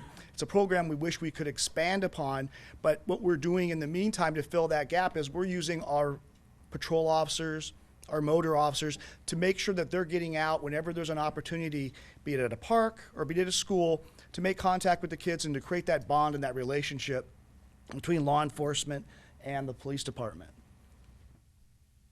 These are some of the photos. These, the photos are worth 1,000 words, and you can see, well, the top one is our officers doing what some people ask us to do more of, enforcement. Down here at the bottom is our walk to school days, working with the crossing guards. I can tell you that in October, that National Walk to School Day, that is one of the most exciting days for our officers. We deploy all over the city, and I participated in myself, and the kids just love it. I mean, they just love it. And these officers are so excited to do that because it's something that really gives us a sense of purpose. It gives us a sense of self-satisfaction when we can deal with these young, innocent children and hopefully build that relationship for the future so that the next generation of drivers won't continue some of the behaviors that we're trying to overcome in our community on a daily basis. And our kids are very excited when they have those interactions with the officers and they have the little slap bracelets and the things that they're giving them to just give them that lasting impression and that positive interaction with the officers. I don't know if I know our board members at a recent Board of Education meeting, we honored some of the reflection winners from College View. And Tro, who was here, his dream was to be a police officer. And I know that Chief Castro is going to speak specifically about the relationship with College View, but Tro's dream is magnified across many of our students because of these types of interactions.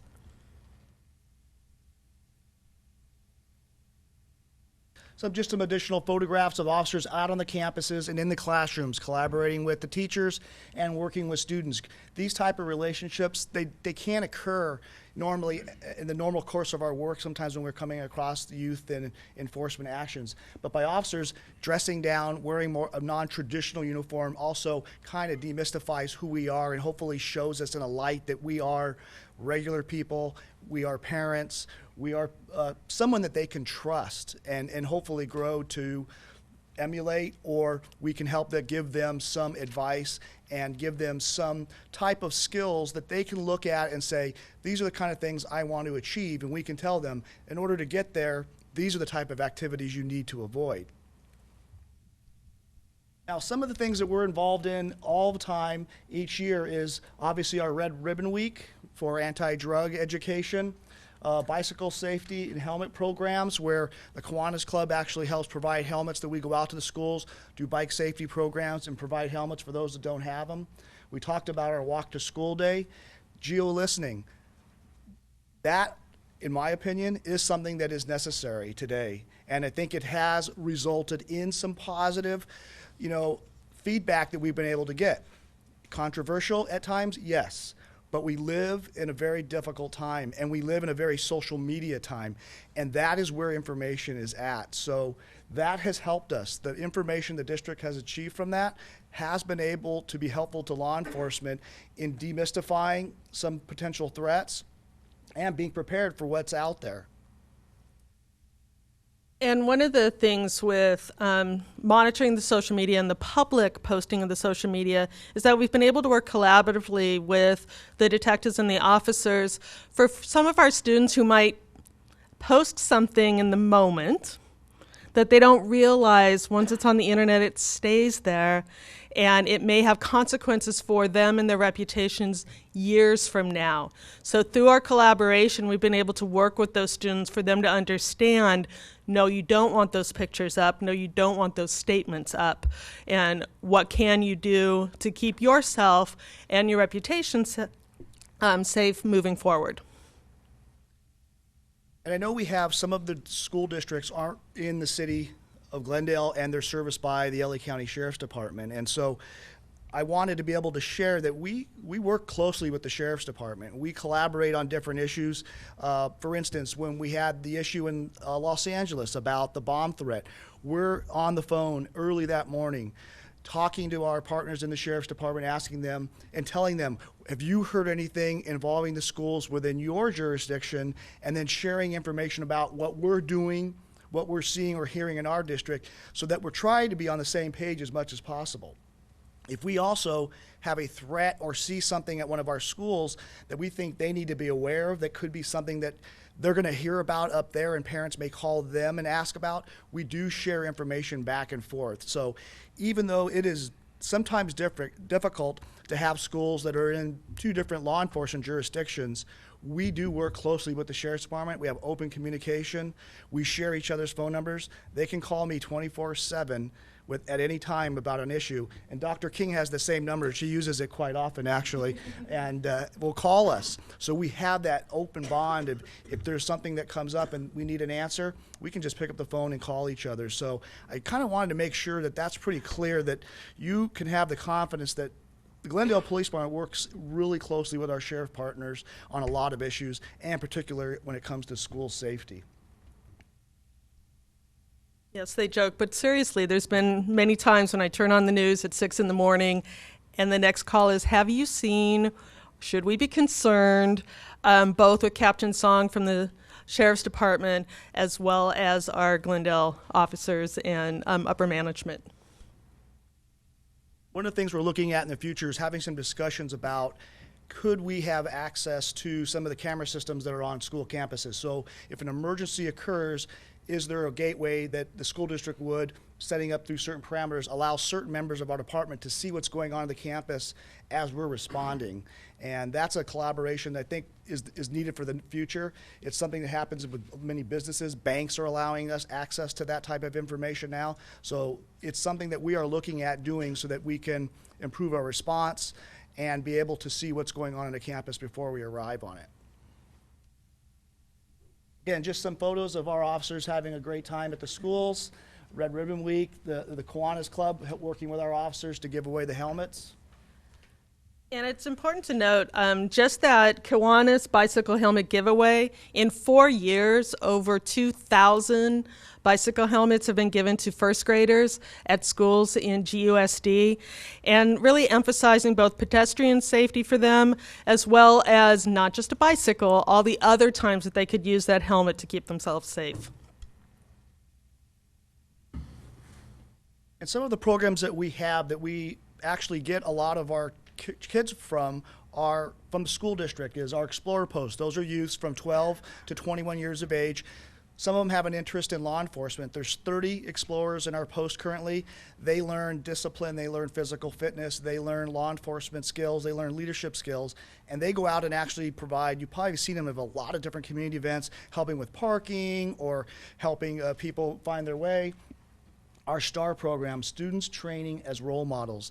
This is done down at Pacific Park. These are young people at risk. We do homework with them. We feed them meals. And again, we are teaching them life skills. Younger children are being taught by the older students who've moved through the program. So it's kind of a student-led program for youth that are at risk.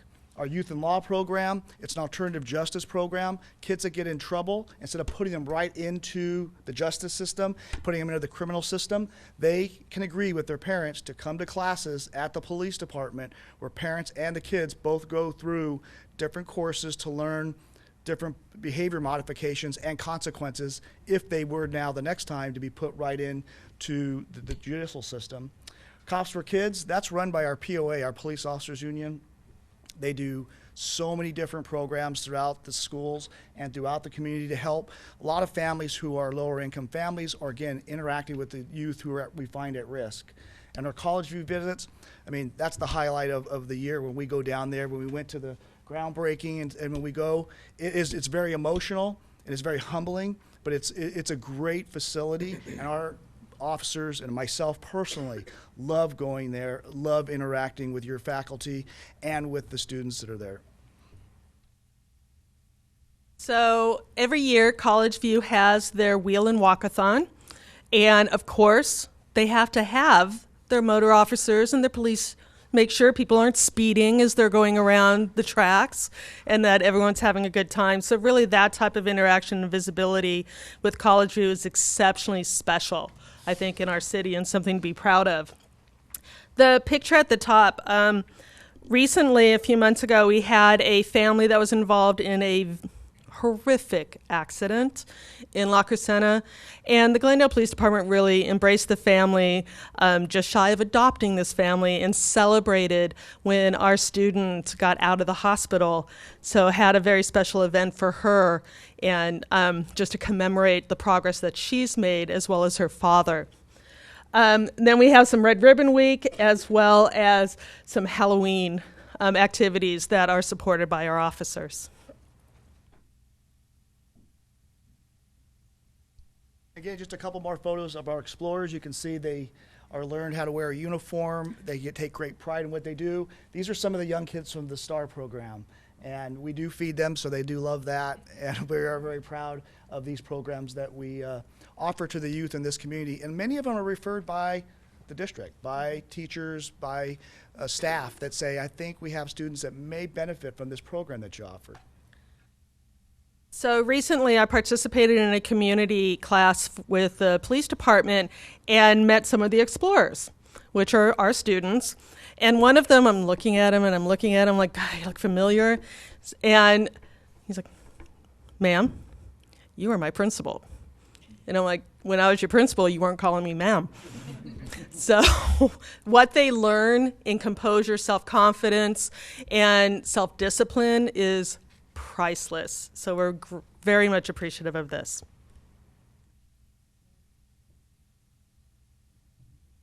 That concludes our presentation. We'll answer any questions if you have any. Questions?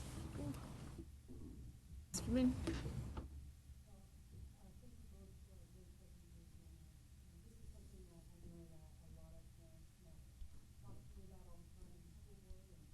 Turn your mic on.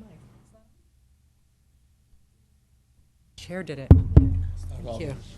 Sorry, I wanted to thank you for the presentation, and this is something that I know is really on the mind of a lot of parents, and I'm sure you get comments all the time from the parents and that you serve. So I'm really glad to hear that this partnership is so robust and that it's something that is a great partnership between the two bodies. So just a few things. First, Walktober and Safe Routes to Schools is something that I think is very important for a lot of reasons. Certainly in terms of reducing congestion around the school sites, keeping students safe, for health reasons, for a multitude of reasons. So I'm really glad that the school district for many years has been promoting this program and really making sure that it's something that's important. And I just wanted to say, if there is anything that we can do from the city side to help, I know that Mayor Najarian, being on the Metro Board, has, I know, helped with funding for Safe Routes to Schools, so it's something that is a priority for him. But if there's ever anything that we can do, it's something that I would be very happy to entertain, whether it's city resources or personnel. I think it's really important for the whole community that that program becomes something that's not Walktober anymore, but that's walk all year, bike all year, and we make that something that's really the first choice for our students and not something they do on special occasions. So happy to help if there's any way I can help. Secondly, something that I had mentioned, and I'm not sure if it ended up getting to you all, but I had gone to a conference of city council members last year, and one of the presenters that we had was a trauma surgeon who has specialized now in doing research on, unfortunately this is an area of research, on active shooter events and other emergencies on school grounds. And the case that he laid out was that first responders now are not the police and they're not the fire, but they're the people that are in the building. They are the victims themselves. And he talked about Columbine and how in Columbine, one of the teachers' lives was saved after he was shot by two students who were Eagle Scouts who had recently learned to use a tourniquet. And his suggestion was, beyond the work that you're doing with law enforcement, to set up programs in the schools to teach elementary at their level, high school at their level, emergency first aid. Not just because of, active shooters, but, car crashes, earthquakes, any type of emergency.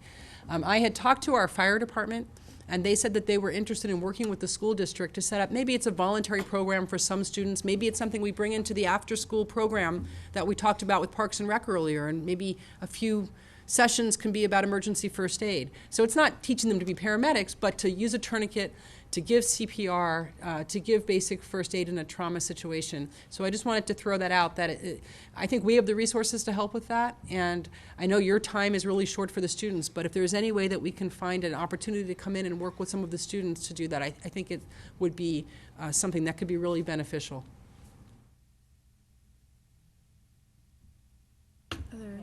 Good. Oh.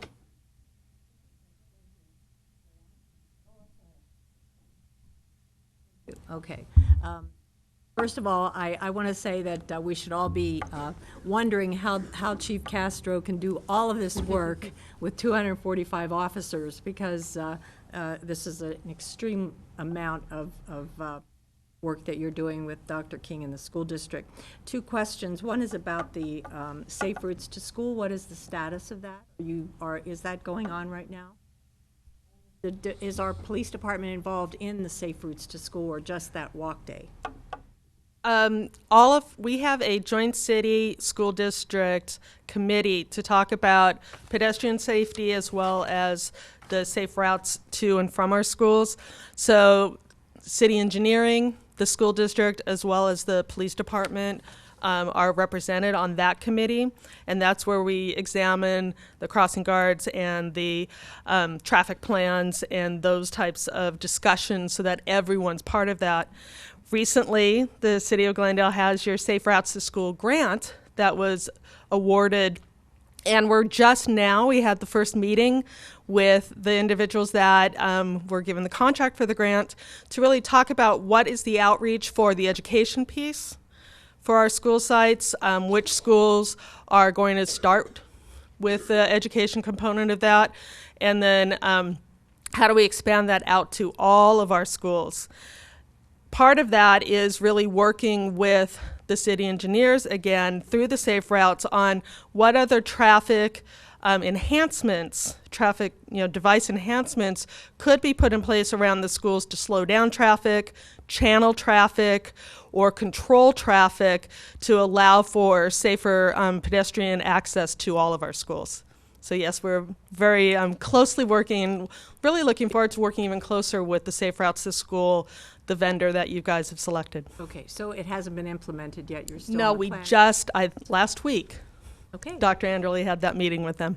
Okay, my second question concerns the Youth and Law Program, and I know I've talked to Chief Castor about this before, the Restorative Justice Program, and if there's any possibility of the school district working with the police department in a kind of a program like restorative justice, or if this is exactly what you have now. Well, our program is for kids who have committed a crime, who have done something that they shouldn't have, and we could either cite them into the juvenile court system, or they have this option if their parents agree to attend the courses with them. So, I mean, they're students from our community. Sometimes the incident may have occurred on a school campus.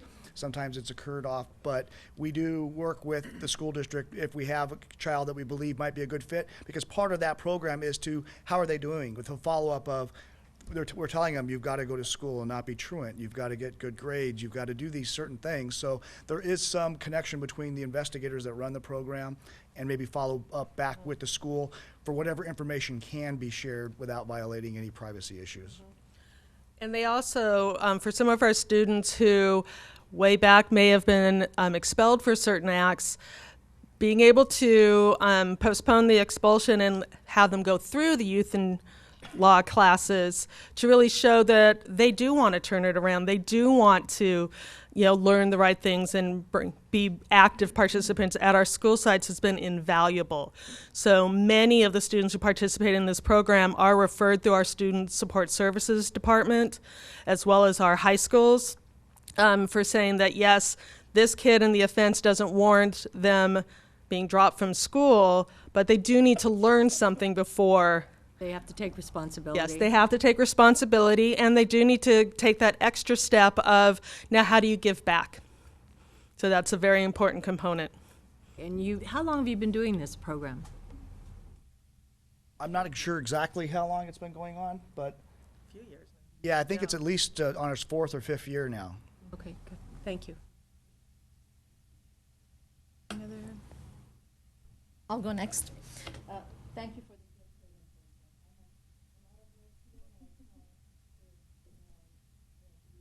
brief. So my first question is, Dr. Kelly King, you mentioned, I know that we have 30 crossing guards provided by the city, but you said we had additional. About 35 now. 35, okay. Mm-hmm. That was one of the questions. And so is there any program, Chief, do we have any programs, I don't know if there is any program, to train actually community members, citizens or retired police officers to be voluntarily involved in this type of, school, to be at the school sites, to act as a resource officer, if you want, if we want to put it in that way, but voluntarily to train them to be, to be present at the school site? Has there been any efforts on that? We do have volunteers. We have actually a retired police officer who was also a council member, who's and a mayor. And a mayor, and he still volunteers in the schools. And there are programs. I mean, but more actively, it's up to the school though to decide what parameters they're going to allow for parents, but getting training, making sure they're fingerprinted, all those safety issues. But there are, I think Dr. King can probably speak more to the volunteers of what we have. So Rick Reyes is one of our treasures at Edison and Roosevelt Middle School in particular. Very visible presence at those schools to support the schools and the community, as well as Jack Bilheimer, who's retired from the police force. It was his baby for the helmet giveaway. So, in many ways, we have a joke that you never retire from the school district. We always seem to have those faces come back after their mandatory 6 months or just as volunteers. And it seems like the police department has a similar pattern because some of their retired officers, Bruce Fox with the Character and Ethics Committee, they are still so involved in the community that they never leave us, and we love that about them. Yeah. to actually expand that more, if we can kind of. Yes. Exactly. So that's what I was leaning towards, to expand, to seriously train some of the community members who are serious about this. They want to do this for an extended period of time and be present at the schools and act as a resource officer. So we can talk about that further. Another thing, would you say that all of our schools are, their safety protocols, are they all, do you feel like they're all, we have a uniform safety protocols, or it could be better? Can you please? We work with the site staff every year to review those protocols, and so I would confidently say that all your schools have the best safety plans in place. They're all a little different because of the sites are a little bit different and their locations, but we annually review them. So it's not like some districts where they may do it every 5 years. This is a constant interaction that's done, and if there's construction done on a campus or a change, we relook at that and decide, is what our protocol still the best for that particular site. And there's always room for improvement. There's always room for the training and for making sure that all of the adults and students at a school understand the different kinds of drills. Back in the day, we didn't know what a lockdown drill was. So that's really something, an example of how we've had to modify our practices as a reflection, unfortunately, of sometimes, today's world. So, but they are in place. There's always room for improvement and for future training. Another thing that I would like to mention, if we can start that, I don't know if, we have to, the district has to coordinate that as well. I know that we used to have driver's ed classes at the school side in the high schools. Is there any possibility we can, because, online courses are great, but you know what, not for driver's ed. So if there is any possibility, we can bring those back to high schools to be a more serious setting for our students to actually get their driver's ed certificate at the high school rather than doing it online and have a parent or a friend do it for them. I'm just saying, that's the reality, but let's look into that as well. So I don't know if the community members know about this. So there are districts that actually have a robust partnership, collaboration with law enforcement, with mental health organizations, and those are called community schools. And I'm sure that Mr. Ochoa and our interim superintendents know about this, and I've mentioned this in the past in my board reports. And Alhambra Unified School District has the most robust program called Gateway to Success, and I think we do a lot of that in this district, but I think it's a collaboration that we can work on it, and I would suggest if one day we can, 2 board members with 2 city council members, go actually visit Alhambra, one of the schools that has that program, and watch them in action as far as what is happening with the law enforcement, what training do they get. I'm talking about with the attendance, with all the things that we actually do together. It's more of a program, it's more of a set program for the whole entire community, actually. So if we can look into that in the near future, I'm looking at the interim superintendents and Mr. Ochoa. We've done that. Okay. We have already looked at the Alhambra program. We've already there's already conversations occurring between the police department and the school district. Actually, in the next month or two, we'll be bringing on a full-time mental health psychologist to the police department. That person will be embedded and working with police officers to deal with mental health issues for adults and with youth. So if there's a problem at a school, we will be working with the school psychologists and working to help them. And we are looking at that Alhambra program to see if it can work for us here. Thank you.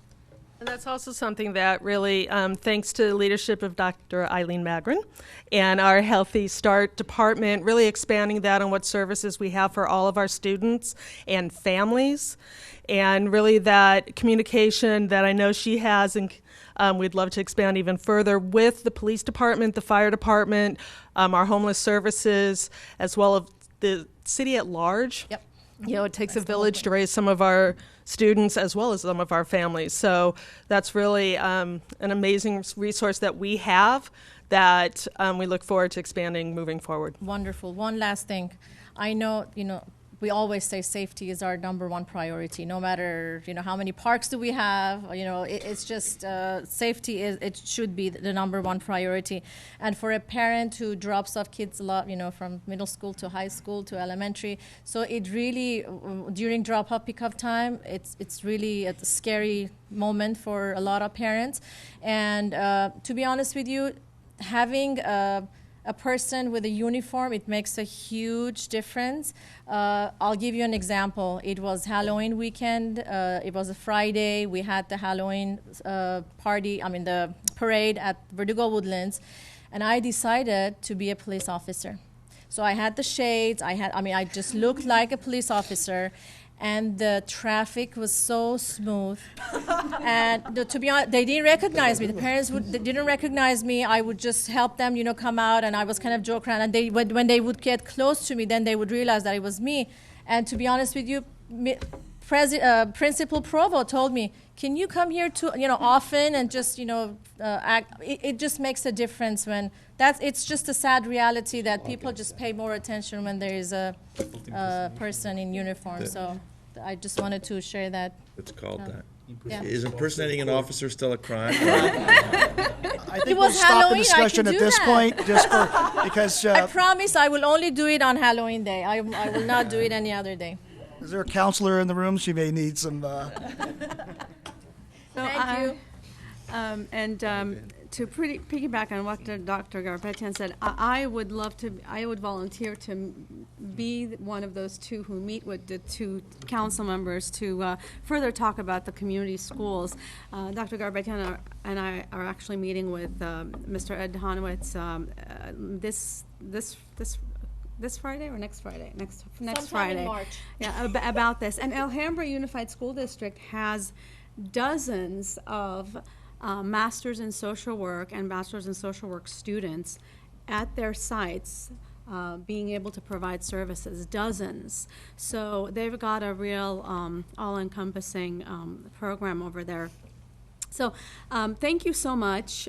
What a wonderful, what a really wonderful city we live in, first of all. It's a wonderful city that we live in where we are able to work together and collaborate with each other.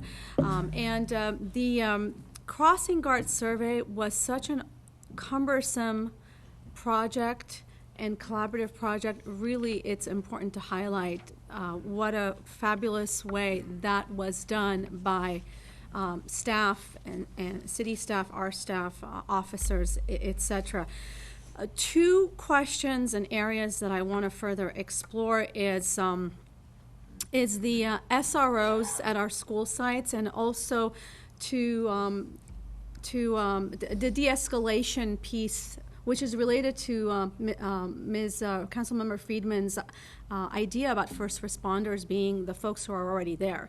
So related to the SROs, I'm wondering, can you expand on how you see SROs' duties being differentiated? Are they differentiated well in terms of the SRO only dealing with criminal matters, super safety related things, while this disciplinary related matters are being addressed by our administration? Do you have a sense of that? Yeah, I can tell you that our SROs, they probably do about 95% of their time on school is building relationships and mentoring the kids and talking about positives. The disciplinary actions are a really small part of what we do on those campuses. The SROs are really there building relationships with kids, being a sounding board for kids that have issues and problems. They'll bring them to the SROs most of the time. So the relationship on the campus, it's very little enforcement, and it really is more mentoring. And a specific example of that is our SRO that's currently at Hoover High School goes in and teaches lessons in the Public Service Academy.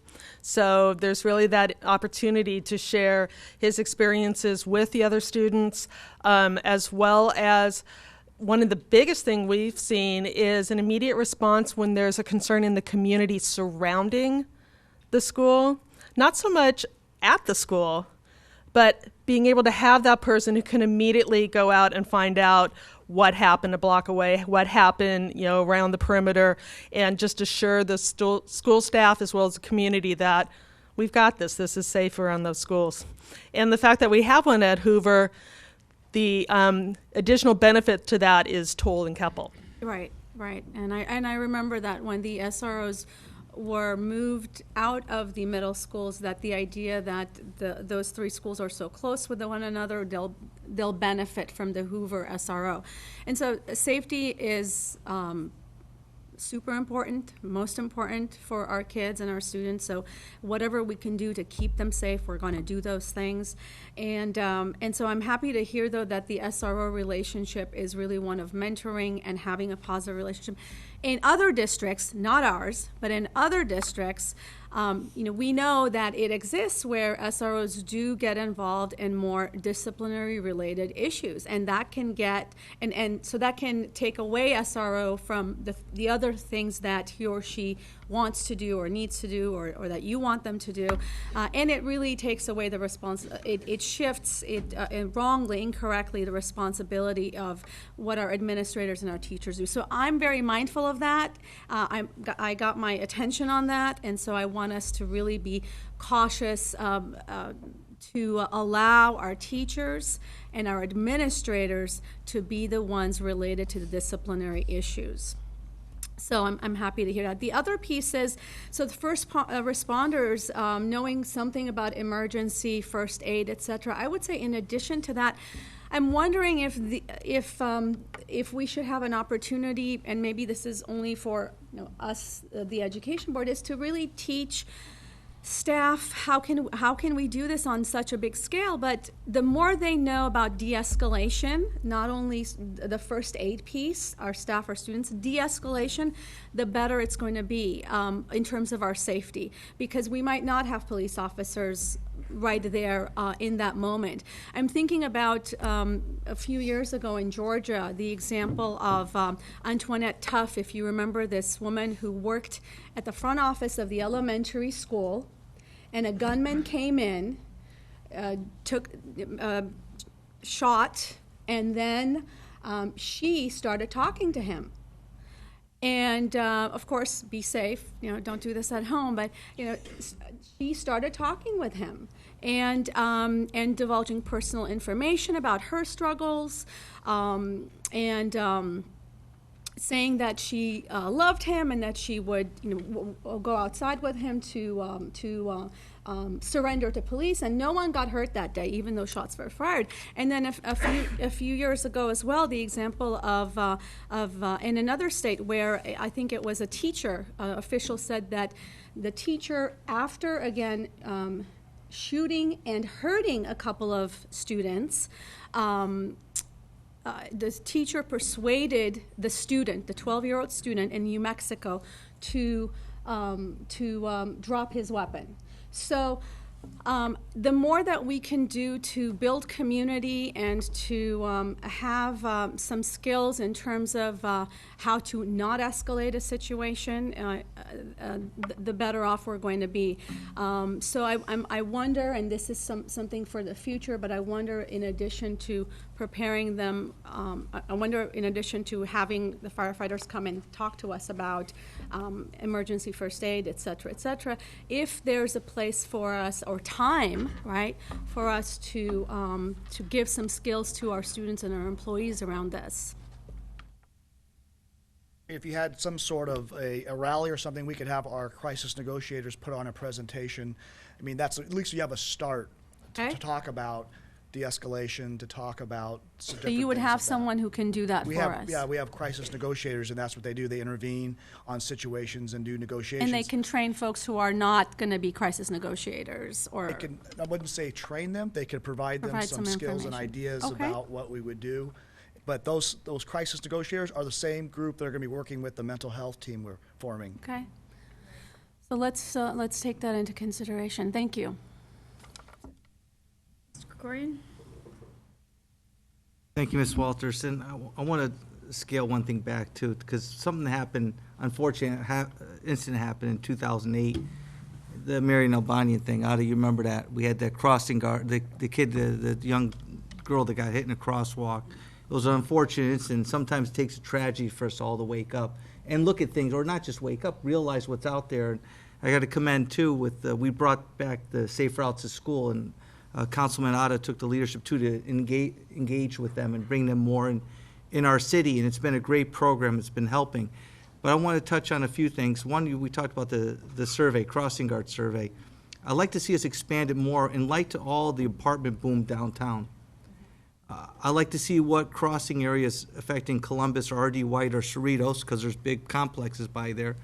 What parents, and eventually look at a plan of what the crossing challenges may be for those parents, because the cost of living now is they may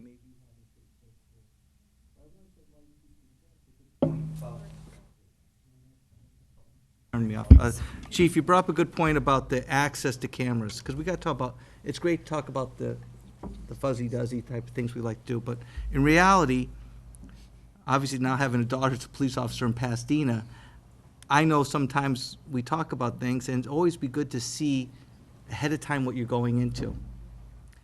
Now, after Sandy Hook, which was a tragedy that happened in Connecticut, and all these different things that happened, we incorporate a lot of safety measures throughout our district. Without the cameras now, which are awesome, we incorporate a panic button.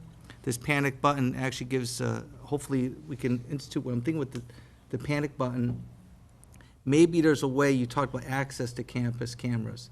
I wonder if there's a way our two staffs could look at opportunities. If there is a situation where on the campus, it triggers access to the police to see what's happening at the campus ahead of time, before they go to that site. So let's start looking at ways we could really do things together and work together and look at creative ideas that we could do that happens. That now I'm a secretary, I'm at a school, whatever school it may be, and there's an active shooter. With today's times, what's happening, anything could happen. Look what happened in San Bernardino, because the San Bernardino chief is doing a workshop this week about active shooters too. There's a lot of things happening. The button's pushed, goes down to you and the sheriff's department. Then it triggers an online active screen that you get access now to. Now it's a controlled setting. These are things that I like to see of active, that we as two bodies and institutions with the leadership with Scott and also Winfred coming in, our new soup, and our interims. There's a combination of things we can look at. Now there's something that would help us, because now if you go to a scene and you already know what you're dealing with, that you have 3 or 4 unfriendlies at different locations throughout a campus, and now those cameras are on them, they don't know they're being watched by your guys, that gives you a leg up going in. The other thing I'd like us to look at is we had a situation years ago at Rosemont. We had 1,000 parents on their cell phones at one time. It shut down all the phone lines. We couldn't get access.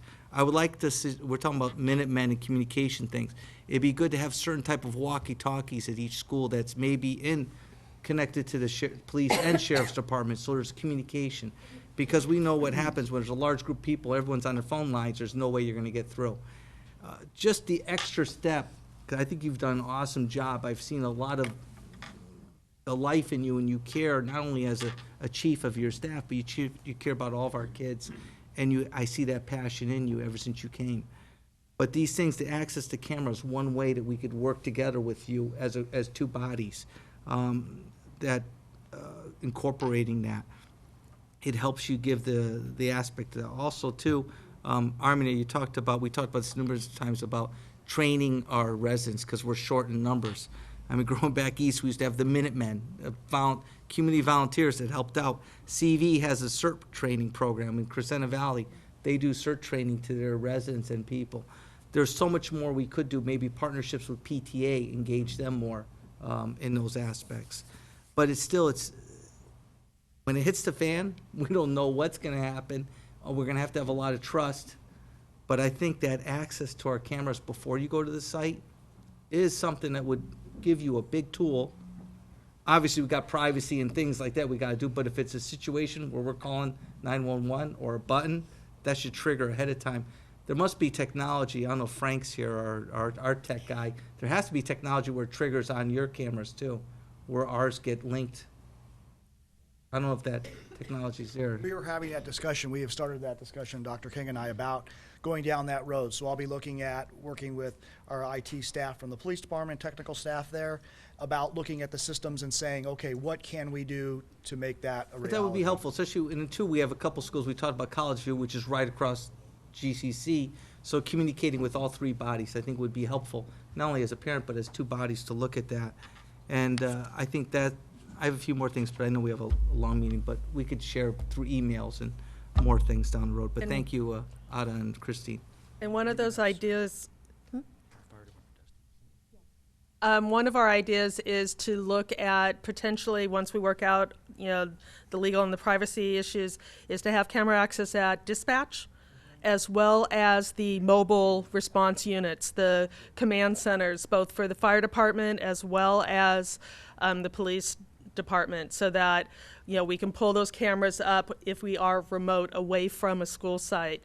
And then we also want to give recognition to our city fire department, who does all of the CERT training, so that all of our school sites have administrators that are CERT trained, and now we are beginning to reach out to PTA. So great minds think alike, Mr. Krikorian.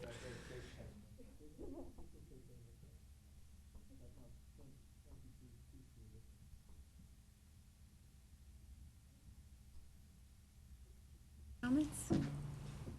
Okay. Well, this is, I think, one of the most important partnerships that we have with the city, and really appreciate the two of you. Obviously, have worked together before, so really very much appreciate that. I get a lot of comfort in knowing how well you do work together, and that there's a lot of collaboration going on. We get a lot of questions all the time about safety, and is it down to, do we have safety plans? And yes, and as you have pointed out, they're reviewed at least annually, and it's an ongoing partnership. We're always learning, unfortunately, from other tragedies, but obviously you're using that to better prepare us in the future. So also appreciate you addressing your cooperation with the sheriffs, because we do get that question a lot as well. So it is important for our county participants in the district to know that and actually we were at a meeting recently with a number of CV people, and the sheriffs did speak very highly of the relationship that they have with you, and wanted to assure their own community that you are definitely letting them know what's going on down here, and vice versa. So really appreciate that. Okay, I think we have covered this in a lot of detail, and we are on to our final agenda item. Yes. And final agenda item are topics for future discussion. And we're not allowed to discuss these. We're only allowed to name them. Okay, so Okay. let's throw them out there. I'm not hungry. I'm following the law. She's Too, right. But mostly, I'm following the law. We only discuss agenda item, right, Mr. City Attorney? So I think, as Mr. Sinanian said, we might want to do this again before 10 years from now. Great, yeah, And absolutely. if If there we are thoughts can, that you have for future agenda items, this would be the time to raise them. so now would be the time? Yes? Is meeting more often, are you hinting that that's one of those items?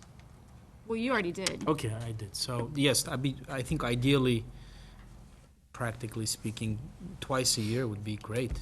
Again, we're just really, we're physically two different bodies, but it's hard to separate us in terms of what it is that we do and what we care about. Each one of us is, or most of us are probably parents. I am, certainly. And I think everyone sort of said how many kids they have and all that. And I think we should cooperate and collaborate as much as possible. Only good things can come of it. So any specific topics that we want to see covered? I have an idea. Yes? Why don't we shorten the agenda next time? Okay. Because I think that there's the desire to get into these a little more deeply. Yeah. And I think we even went beyond what our city attorney was.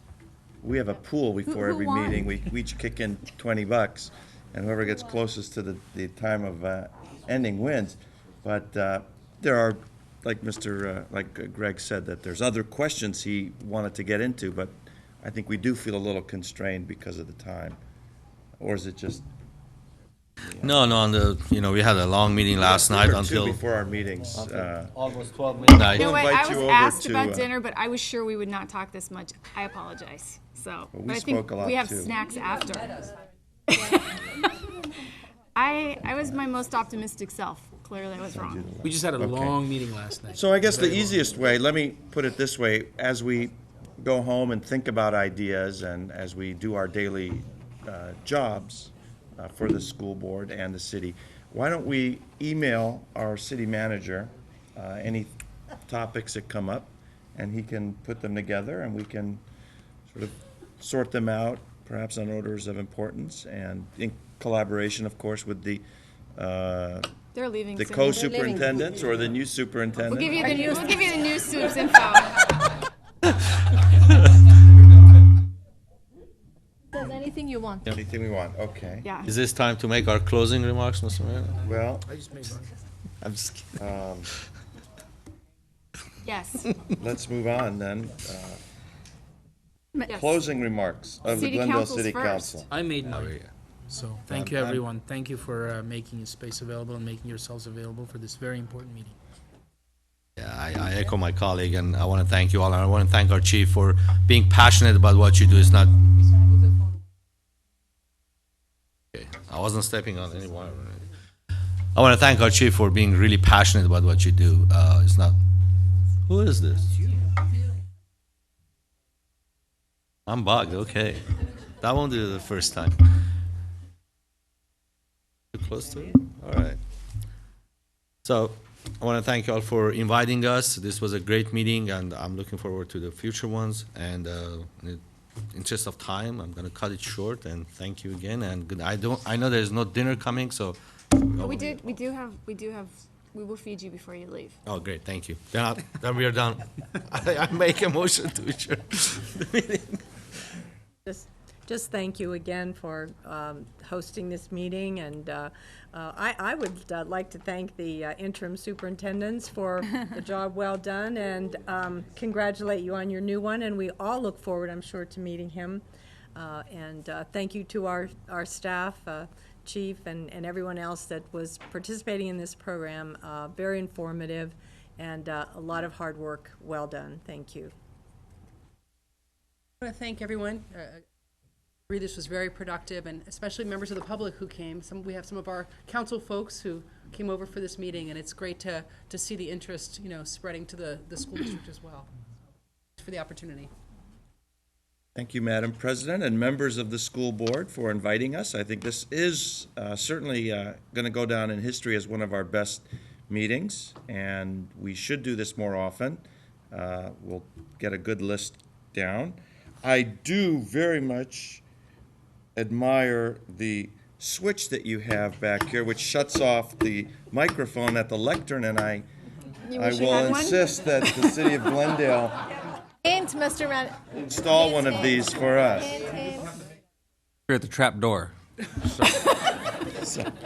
So thank you, Chief and staff and Dr. King and everyone from the school board for tolerating us for this period of time. And we have time for now is the closing comments from the board. Just very quickly before everybody kind of runs away, please make sure, so just brief thing, I am the chair of the I Love My Neighborhood poster contest. The beautiful artworks are outside. Please, we actually extended this just for you guys so you can have a chance to be one of the judges. It takes 5 minutes, 2 minutes to 5 minutes, so please pick your top 10 of your choice, and actually one of those posters will be, actually two of them will be on our Thursday folder for next year, and you will all be invited to the award ceremony on April 13th, so I'm sure you will get an invitation.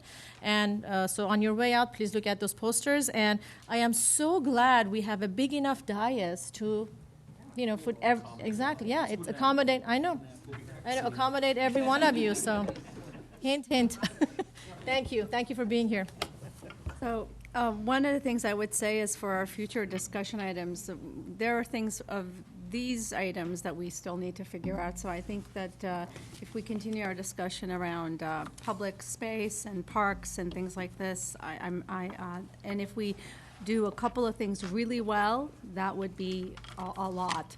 And I'm very much interested in increasing our safety by having our folks have exposure to what your chief negotiator would have to say. So let's see how that might be possible. Thank you so much for being here with us. Really, we're very fortunate.